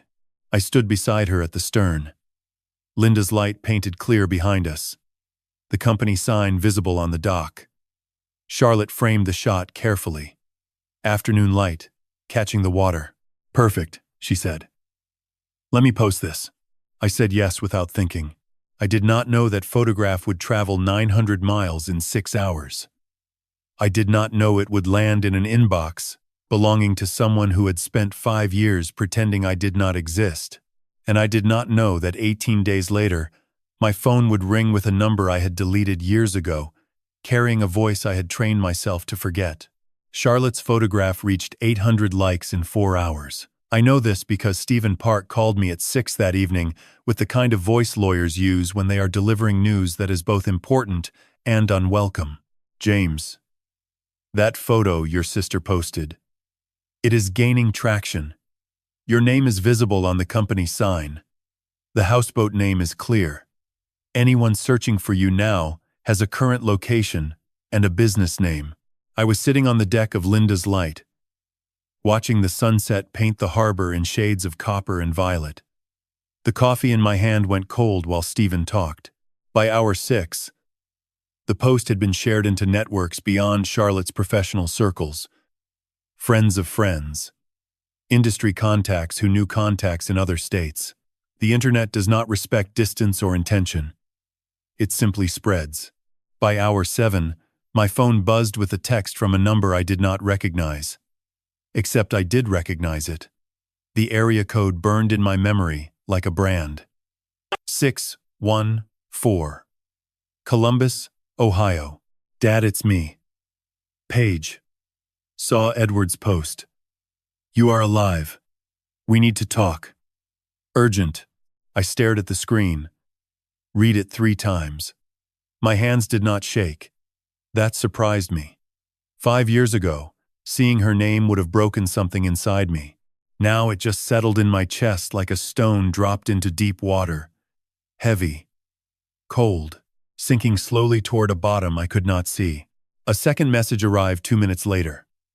"Connor and I have been so worried. 7 years is a long time. Please call me. A third. Dad, please. It is urgent. We are in trouble. I muted the phone. Set it face down on the deck table. Picked up my cold coffee. Drank it anyway. The sunset finished without me. I went below deck and sat at the navigation station. Linda's photo was there, mounted to the bulkhead in a small brass frame I had found at an antique shop in Chiefland. Her smile caught the cabin light. They found me, I told her. The boat rocked gently. No answer. Never an answer. The next morning, Stephen called again. This time his voice carried something else. Not urgency. Curiosity. I found something interesting in our client database, he said. 8 months ago, a company called Lawson Capital Investments submitted an application for our financial management services, full service package, tax restructuring, audit preparation, asset protection. They are currently under IRS investigation for undisclosed income and improper deductions. The application was processed through normal channels. The contact person is listed as Derek Lawson. I set my coffee down carefully. He does not know I am the owner, Stephen confirmed. All correspondence has been through my office. He calls me Mr. Park. Emails are professional, impersonal. He has no idea who is on the other side. So my son-in-law has been asking me to save him from the IRS for 8 months, and he does not know it is me. Correct. The irony was so sharp it could cut glass. Derek Lawson, who had once called me incapable of managing my own finances, was now begging my company to manage his. The man who tried to lock me in a nursing home needed me to keep him out of federal prison. I leaned back in my chair. What is his situation? Stephen's voice was clinical. Lawson Capital is under full IRS audit. Unreported income from 2021 and 2022. Improper business deductions totaling approximately $140,000. Penalties and interest bring the total exposure to roughly $320,000. If he does not resolve it, criminal referral is possible. $320,000. The number sat in the air between us. And Paige? I asked. Joint tax filings, Stephen said. She is equally liable. I ended the call and sat alone in the cabin for a long time. The water lapped against the hull in its patient rhythm. I thought about the recording. The recording. I had made it on my phone the night I left Columbus. Set it to record and placed it in my shirt pocket before walking into that kitchen. Before Paige called me incapable. Before Derek pushed me. Before Linda's mug shattered on the floor, I had recorded every word. Every laugh. Every sound of my own humiliation. I had kept it for 7 years. Backed up in 2 places. Listened to it every October on the anniversary. Not for revenge. For memory. To remind myself why I left. Why I stayed gone. Why I could never let them back in without proof that something had fundamentally changed. I opened the file now. Press play. Paige's voice filled the cabin. Sharp. Dismissive. Dad, you are not capable anymore. You cannot manage your own finances. Derek's voice. Sit down, old man. You are making this harder than it needs to be. The crash of the mug. The scrape of my chair. Their bedroom door closing. Laughter behind it. I played it again. Second time. Third. Fourth. Fifth. Each listen hardened something in my jaw. Not anger. Resolve. Remembering. I spoke to Linda's photo when the recording ended the 5th time. They are coming. And I need to remember what they did. I need to remember why I cannot fall apart. Not now. Not after everything I have built. Wednesday evening I stood on the deck watching the winter sun sink fast into the Gulf. Frank appeared at the dock. He did not come aboard uninvited. That was not his way.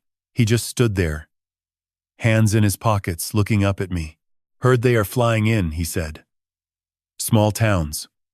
Word travels. I nodded. You going to be okay? I thought about it honestly. I do not know, but I will not let them see me weak. Not again. Frank nodded once. Good. Because you are not that man anymore. He walked away. No beer this time. No philosophy.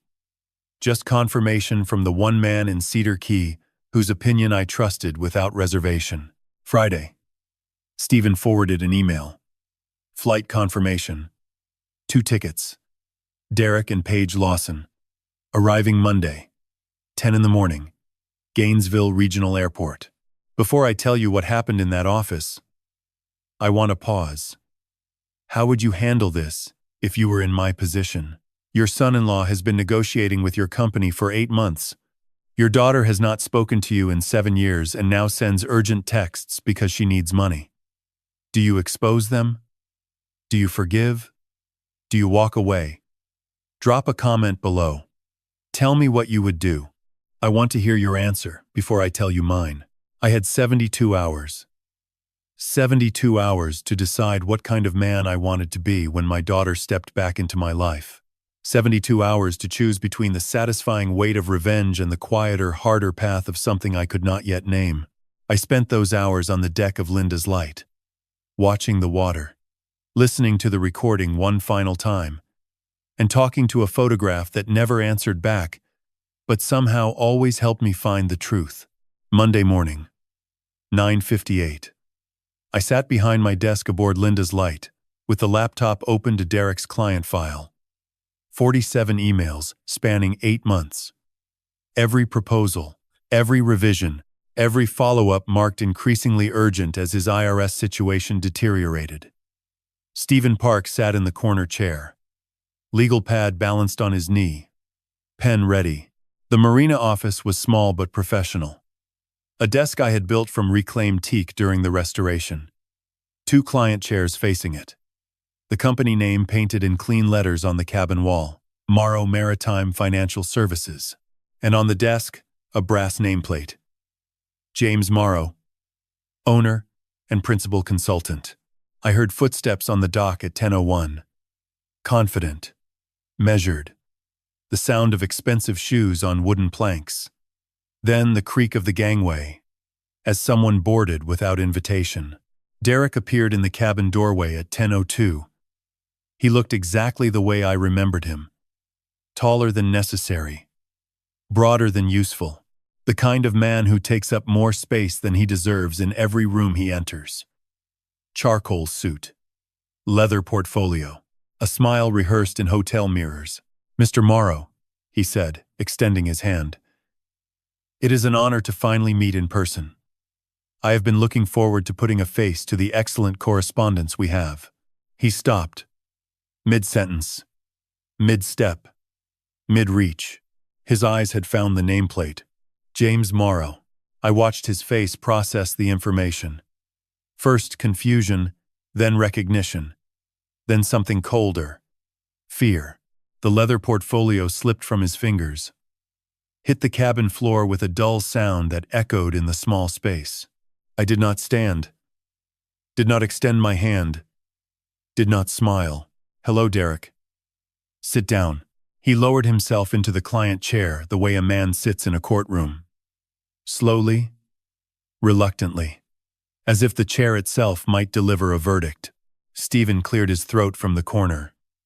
Please, Mr. Lawson, make yourself comfortable. Derek's eyes darted between us. Back to the nameplate. Back to my face. His rehearsed confidence had evaporated. What remained was the expression of a man who had just realized he brought a script to a conversation that had already been written without him. You. He swallowed. You are the owner. This entire time. I turned my laptop toward him. The screen displayed his email history. All 47 messages. Highlighted. Annotated. Dated. Since April 18th of last year, I said. Your first inquiry. Subject line. Financial restructuring consultation. Lawson Capital Investments. Would you like me to quote it? His mouth opened. Closed. Opened again. No sound. I have read every one of these emails, Derek. Every proposal. Every desperate revision when you dropped your fee request from 480,000 to 320. Every late-night follow-up when you did not hear back fast enough. Stephen handled the replies. But every decision to delay, every request for additional documentation, every silence that made you wait. That was me. Derek's hands gripped the armrests of the chair. His knuckles were white. Why would you? This is business. We can put the past. I opened my desk drawer, pulled out my phone, set it face up on the desk between us, pressed play. The recording filled the cabin. Paige's voice first. Dad, you are not capable anymore. You cannot manage your own finances. Derek's voice next. Sit down, old man. You are making this harder than it needs to be. The sound of his hand on my shoulder. The scrape of my stumble. The crash of Linda's mug. Derek's face went from pale to gray. His lips moved soundlessly. I let it play for 15 seconds more. The laughter behind the bedroom door. Then I stopped it. October 14th, 2018. 10:32 p.m. I have listened to this recording every year on the anniversary. It keeps me focused. Derek's voice came out thin. Strained. That was. We were under pressure. The business was failing. We did not mean. I held up one hand. Palm out. He stopped. The answer is no, Derek. He blinked. No, your application for financial services is denied. Effective immediately. I am not going to help you navigate your IRS audit. I am not going to restructure your debt. I am not going to protect you from the consequences of your own financial mismanagement. His desperation broke through. His hands left the armrests. Leaned forward. Please. Without professional help, we will lose everything. The house. The investments. They are talking about criminal referral. I could go too. I interrupted him. Quietly. Almost gently. Good. You deserve to know what it feels like when someone decides you are not capable anymore. The words landed. I watched them register. Watched him hear his own philosophy thrown back at him across 7 years of distance. I stood. The meeting was over. Stephen will escort you out. Tell my daughter she can meet me tomorrow morning. 8 o'clock. On this boat. She knows which one. The name is painted on the stern. Derek tried once more. His voice cracked. She is outside. In the car. She wanted to come in together, but I told her. Tomorrow. 8 a.m. Alone. I nodded toward the cabin door. Miguel Santos appeared. Arms crossed. The quiet strength of a man who owed me nothing. Except loyalty. Mr. Lawson is leaving, I said. Please walk him to his car. Derek stood slowly. Picked up his portfolio from the floor. His hands shook visibly.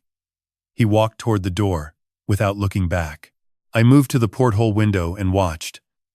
Miguel walked 2 steps behind Derek down the dock. Professional. Not threatening. Just present. At the parking lot gate, a rental car sat running.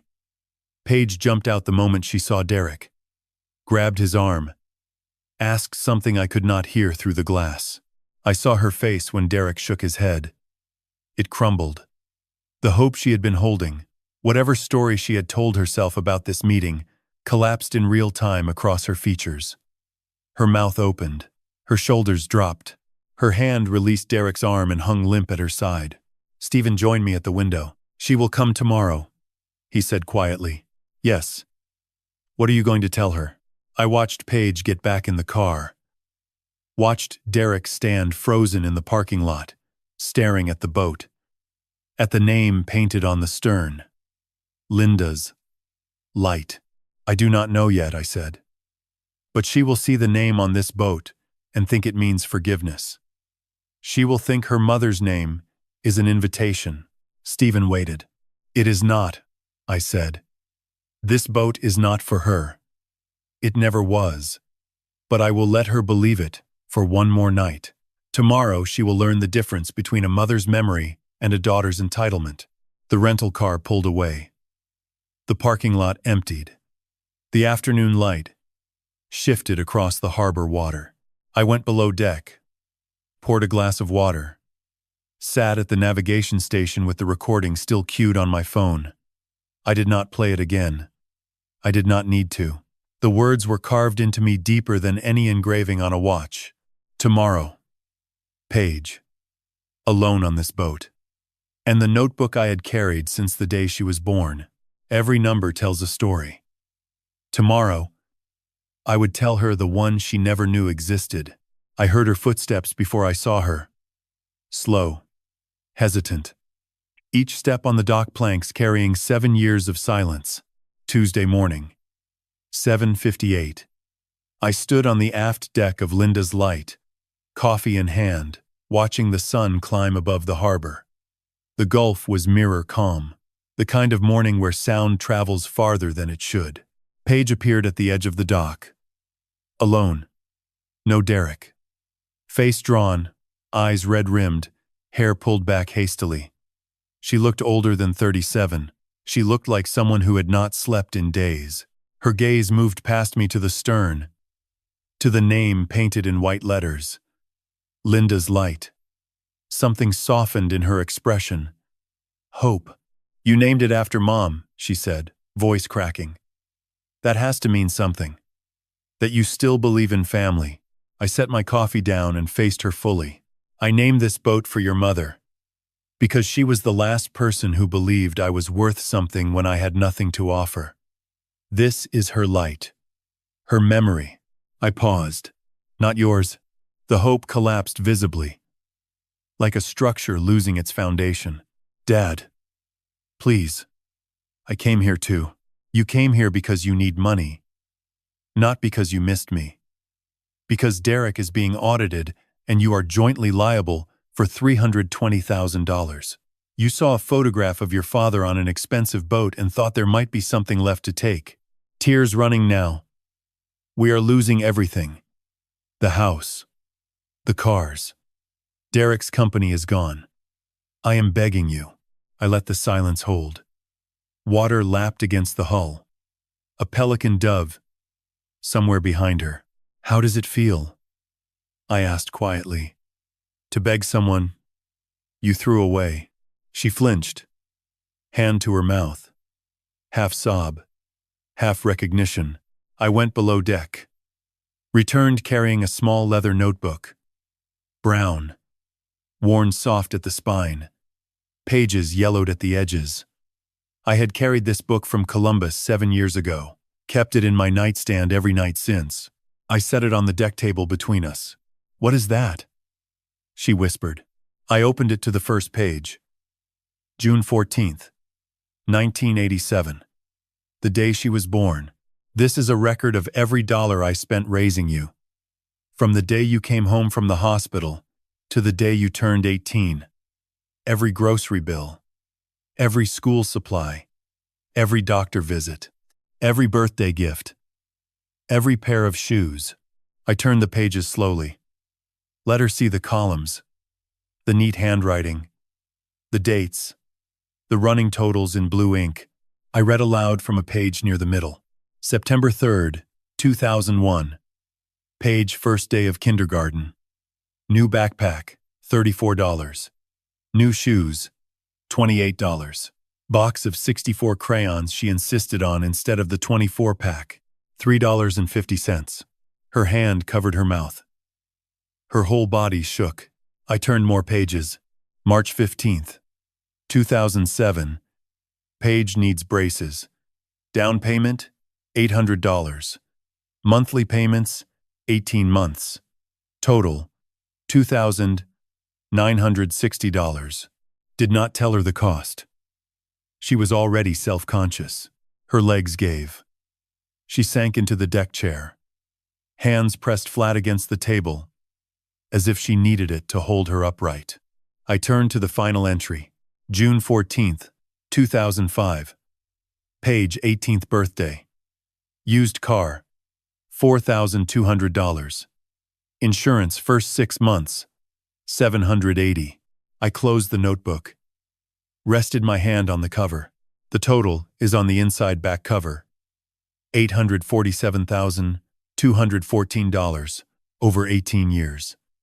From a man who made $16 an hour for most of them, a man who never took a vacation, who wore the same boots until they fell apart, who put away nothing for retirement, because every spare dollar went to you. Paige was sobbing. Not performative tears. Something deeper. Something from a place she had sealed shut years ago. I never knew. She managed. No. Because I never needed you to know. That is what fathers do. They give without keeping score. I tapped the notebook, but I kept count. Not for repayment.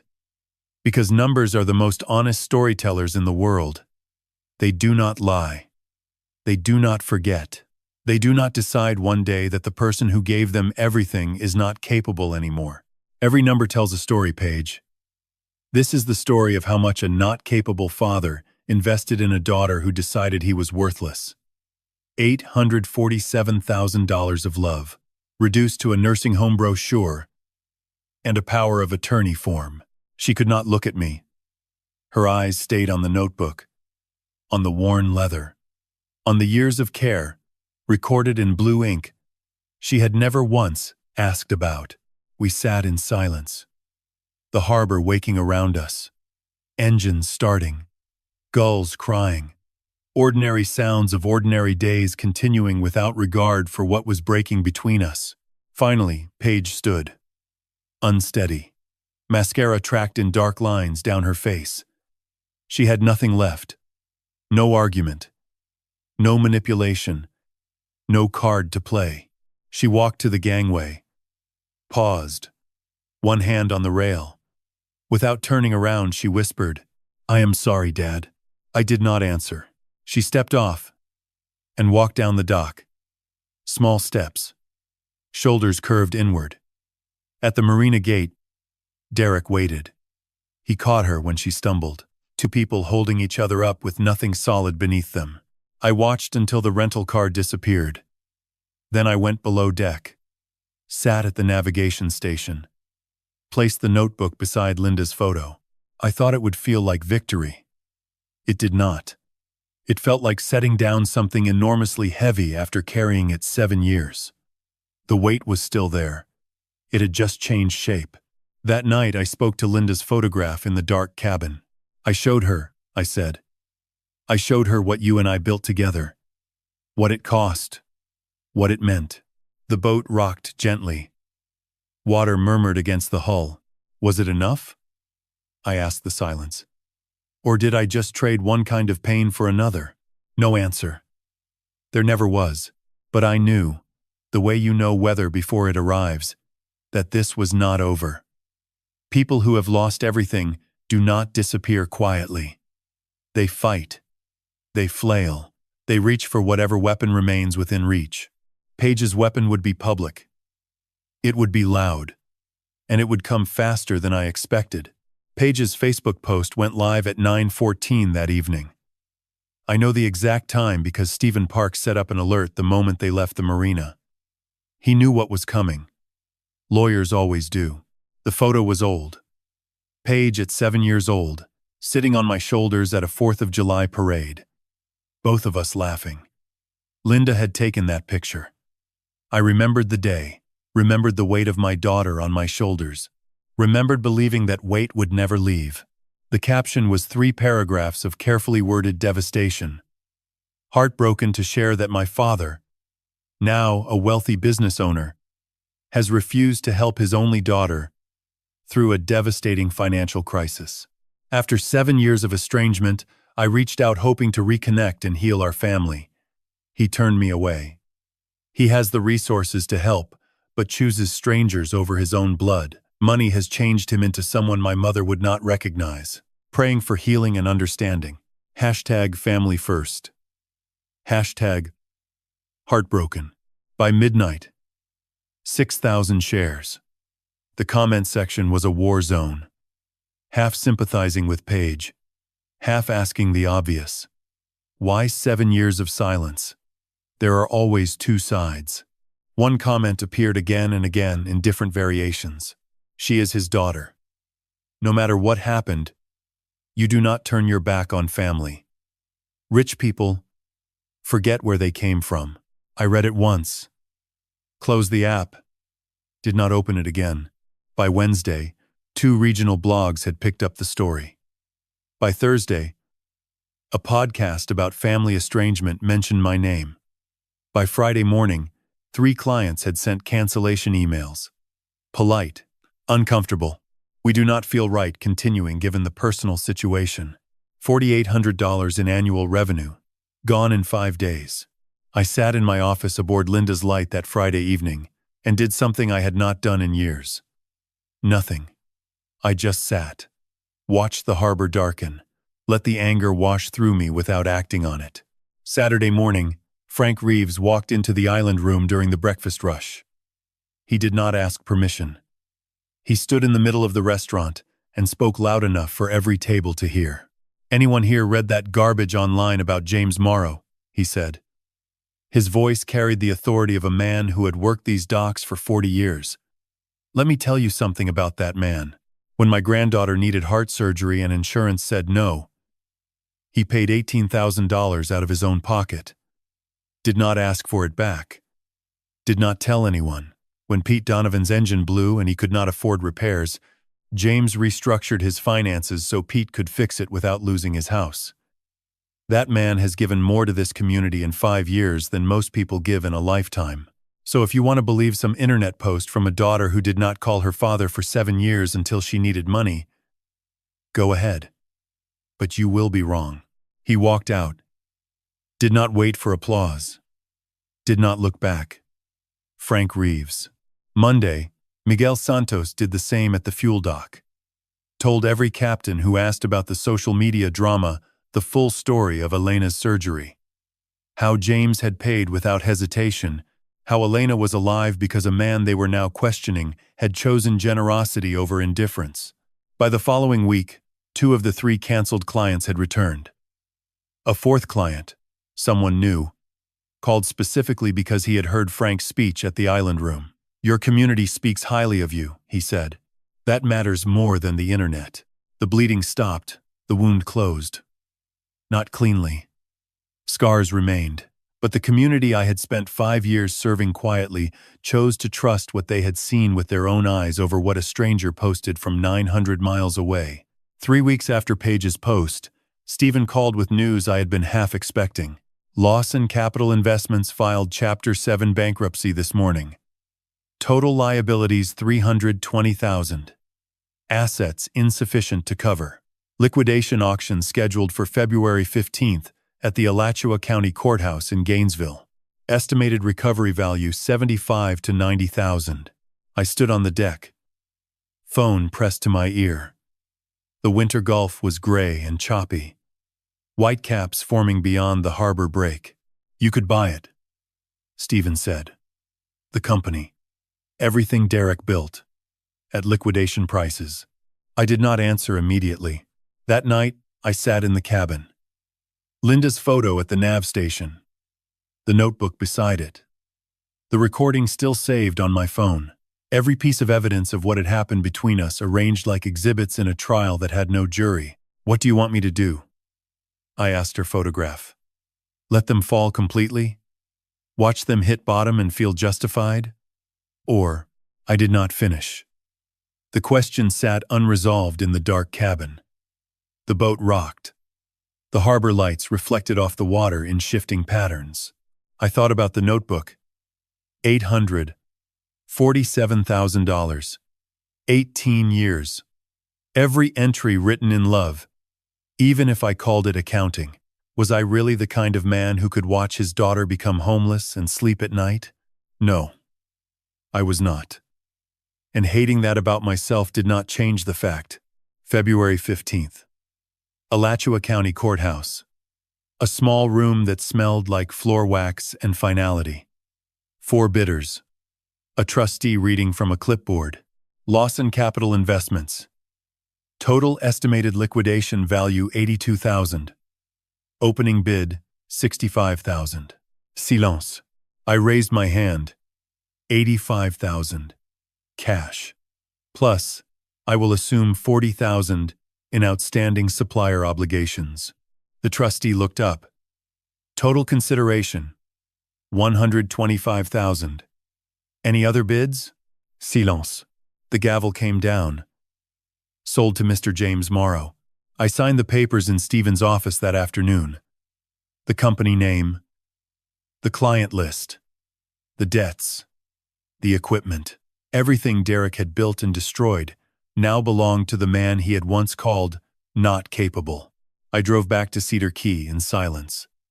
Parked at the marina, walked the dock to Linda's light, stood on the foredeck, watching the sun drop behind the gulf in bands of orange and red. I owned my daughter's failed company. The irony was not lost on me. Neither was the weight.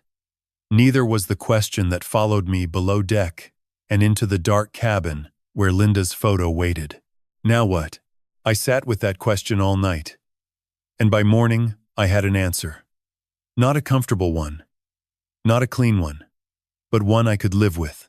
One Linda would have understood, even if she never would have approved of the path that led me here. I picked up my phone. Pulled up Paige's number. The one Stephen had tracked from her texts. It was time to make an offer she did not deserve. Because that is what fathers do. Even the ones who have been broken. I did not sleep the night I signed those auction papers. $85,000 in cash, plus $40,000 in supplier obligations. $125,000 total for a company that once turned over $2 million a year. The numbers should have felt like victory. They did not. They felt like a door opening into a room I was not sure I wanted to enter. Linda's photograph watched me from the shelf above the navigation desk. I had moved it there 6 months ago when I finished restoring the cabin.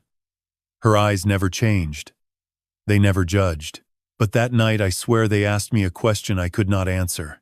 What kind of man buys his daughter's failure? I sat with that question for 3 days. On the 4th morning I called Charlotte. It was 6:15, early enough that I knew she would be awake and honest. She answered on the 2nd ring. "You already decided," she said before I finished my first sentence. "You would not be calling me if you had not." She was right. I had decided somewhere between the 2nd cup of coffee and the 3rd page of the Lawson Capital client list. 41 names. 41 small businesses that Derek had mismanaged into confusion. 14 of them owed back taxes they did not know about.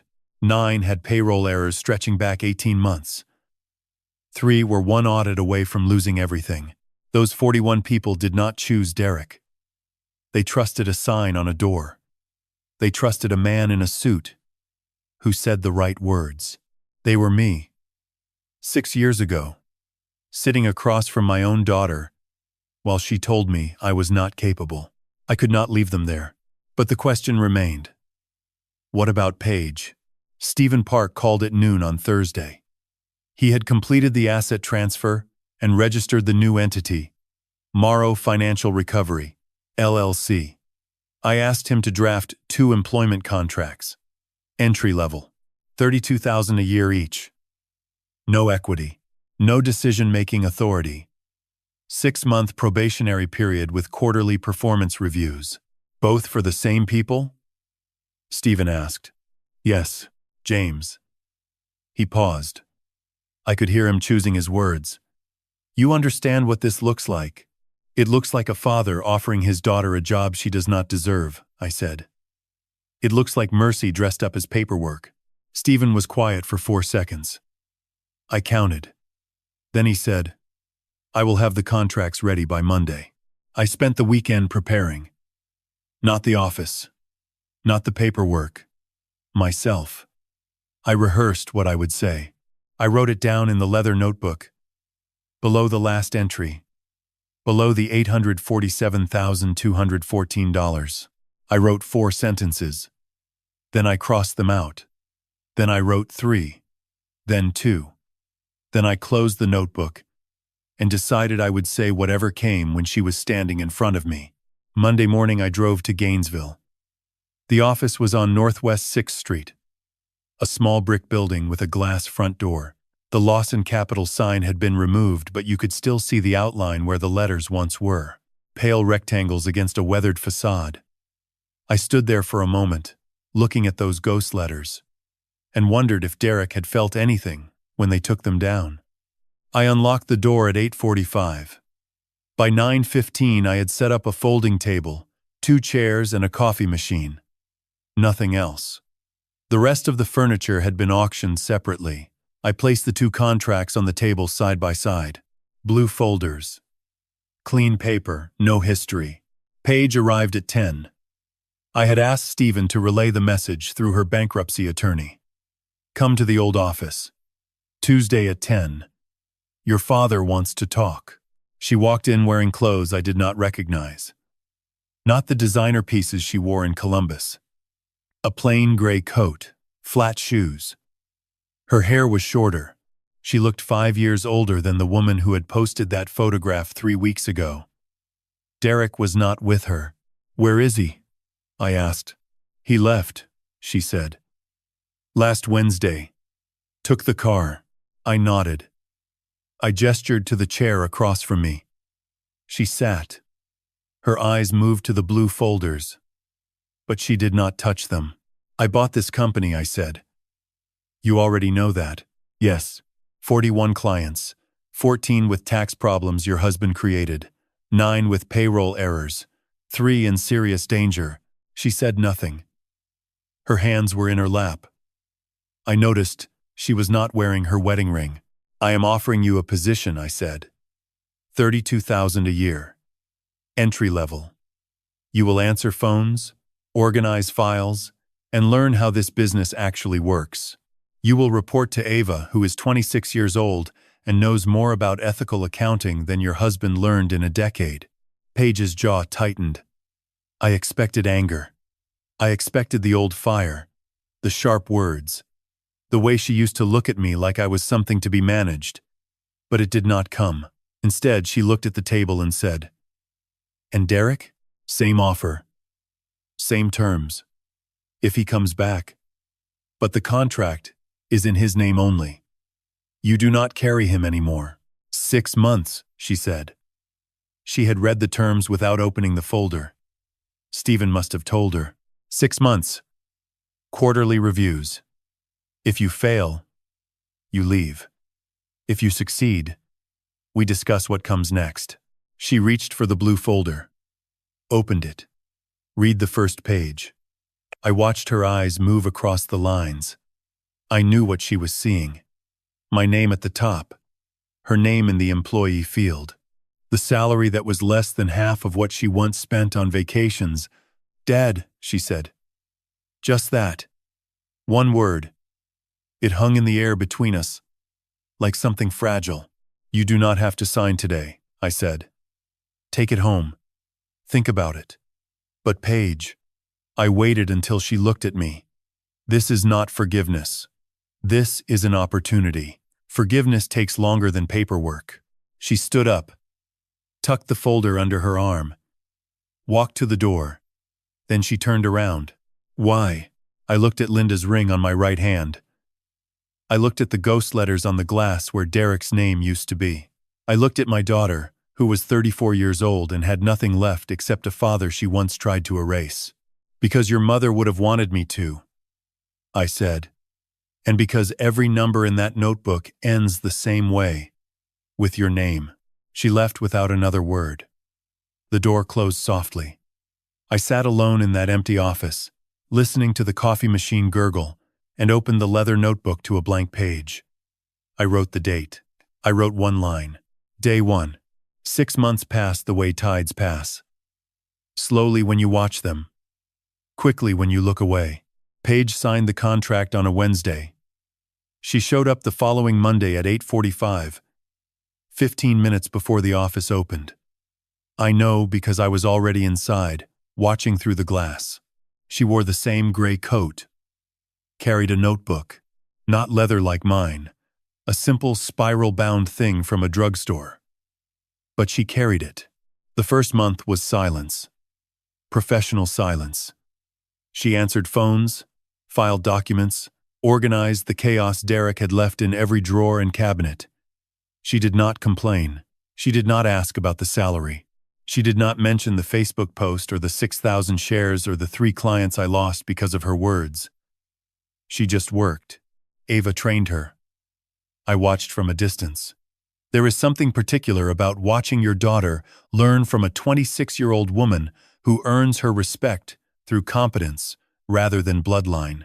Paige struggled with it. I could see it in the way she held her pen too tightly during their first training session.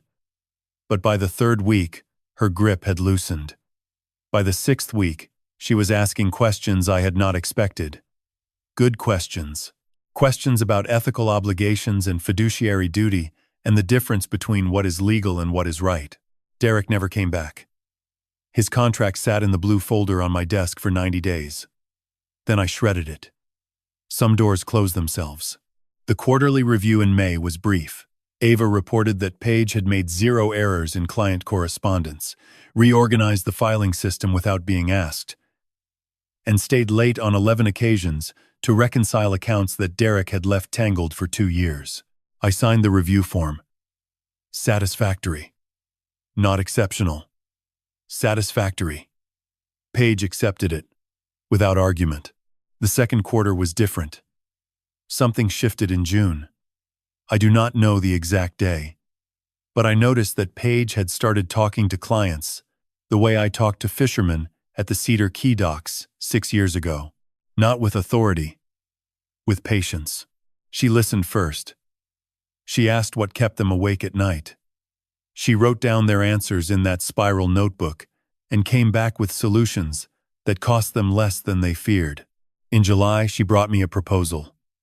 12 pages. A community workshop series for small business owners who could not afford professional financial advice. Free. Monthly. Saturday mornings at the public library. She had already spoken to the branch manager. Already designed a flyer. Already written the curriculum for the first 3 sessions. I read all 12 pages. Then I looked at her across the folding table that was still our only furniture. Why? I asked. The same question she had asked me in February. Because someone helped you when you had nothing, she said. Pastor David. Frank. Charlotte. People who did not owe you anything. I want to be that. For someone else. I approved the proposal that afternoon. August came. 6 months exactly from the day she signed. The final review. Ava prepared a full report. 37 pages of performance data, client feedback, revenue contribution. Paige had personally recovered $18,000 in misallocated funds for 9 different clients. She had conducted 4 community workshops with an average attendance of 31 people. She had not missed a single day of work. I scheduled the review for a Friday. August 15th. I chose the houseboat instead of the office. I wanted Linda nearby for this. Paige arrived at 9. She sat in the same chair where I had shown her the notebook 8 months ago. The leather one. $847,214. She glanced at the shelf where Linda's photograph stood. Then she looked at me. You passed, I said. The probation is over, she exhaled. Not dramatically. Just a slow release. Like someone setting down something they had been carrying for a very long time. I am promoting you to Client Services Manager, I said. 44,000. Benefits. But the same rules apply. Quarterly reviews. Ethical standards. No shortcuts. Okay, she said. And Paige. I reached into the desk drawer and pulled out a small envelope. Inside was a photograph. Not Linda's. Not the one from Thanksgiving that Charlotte had posted. This one was older. 1989. Paige at 3 years old, sitting on my lap at the kitchen table in Columbus while I worked on a spreadsheet. She was holding a red crayon, drawing circles on my legal pad. Linda had taken the photo from the doorway. On the back, I had written something that morning. Fresh ink. Blue. Like every entry in the notebook. Every number I ever counted led me back to you. She read it. Then she pressed the photograph against her chest with both hands and closed her eyes. No words, no apology, no explanation. Just a daughter, holding a memory, and a father, watching her hold it. I did not say I forgive you. I am not sure I have. Forgiveness is not a light switch. It is more like a tide. It comes in slowly, retreats, comes back a little further each time. Some days I feel it reach my ankles. Other days I am standing on dry sand, wondering if it will ever return. But I know this. The notebook is closed. The last entry was not a dollar amount. It was a date. August 15th, 2025. And beside it, 3 words. She showed up. That is what the numbers always meant. Not the 847,000. Not the 85,000 I paid for a bankrupt company. Not the 16,000 I drove away with on a cold October night in 2018. Not even the 45,000 for this boat that carries my wife's name across water she never saw. The numbers were never about money. They were about attention, about presence, about the 1,000 small ways we say to another person, I see you. I count you. You matter enough to measure. Linda knew that. She counted everything. Not because she was careful with money, though she was. Because she believed that keeping track was a form of love. Writing it down meant it happened, meant it mattered, meant someone was paying attention when the world was not. I am 66 years old. I live on a houseboat named after my late wife. I run a company that helps people keep track of what matters.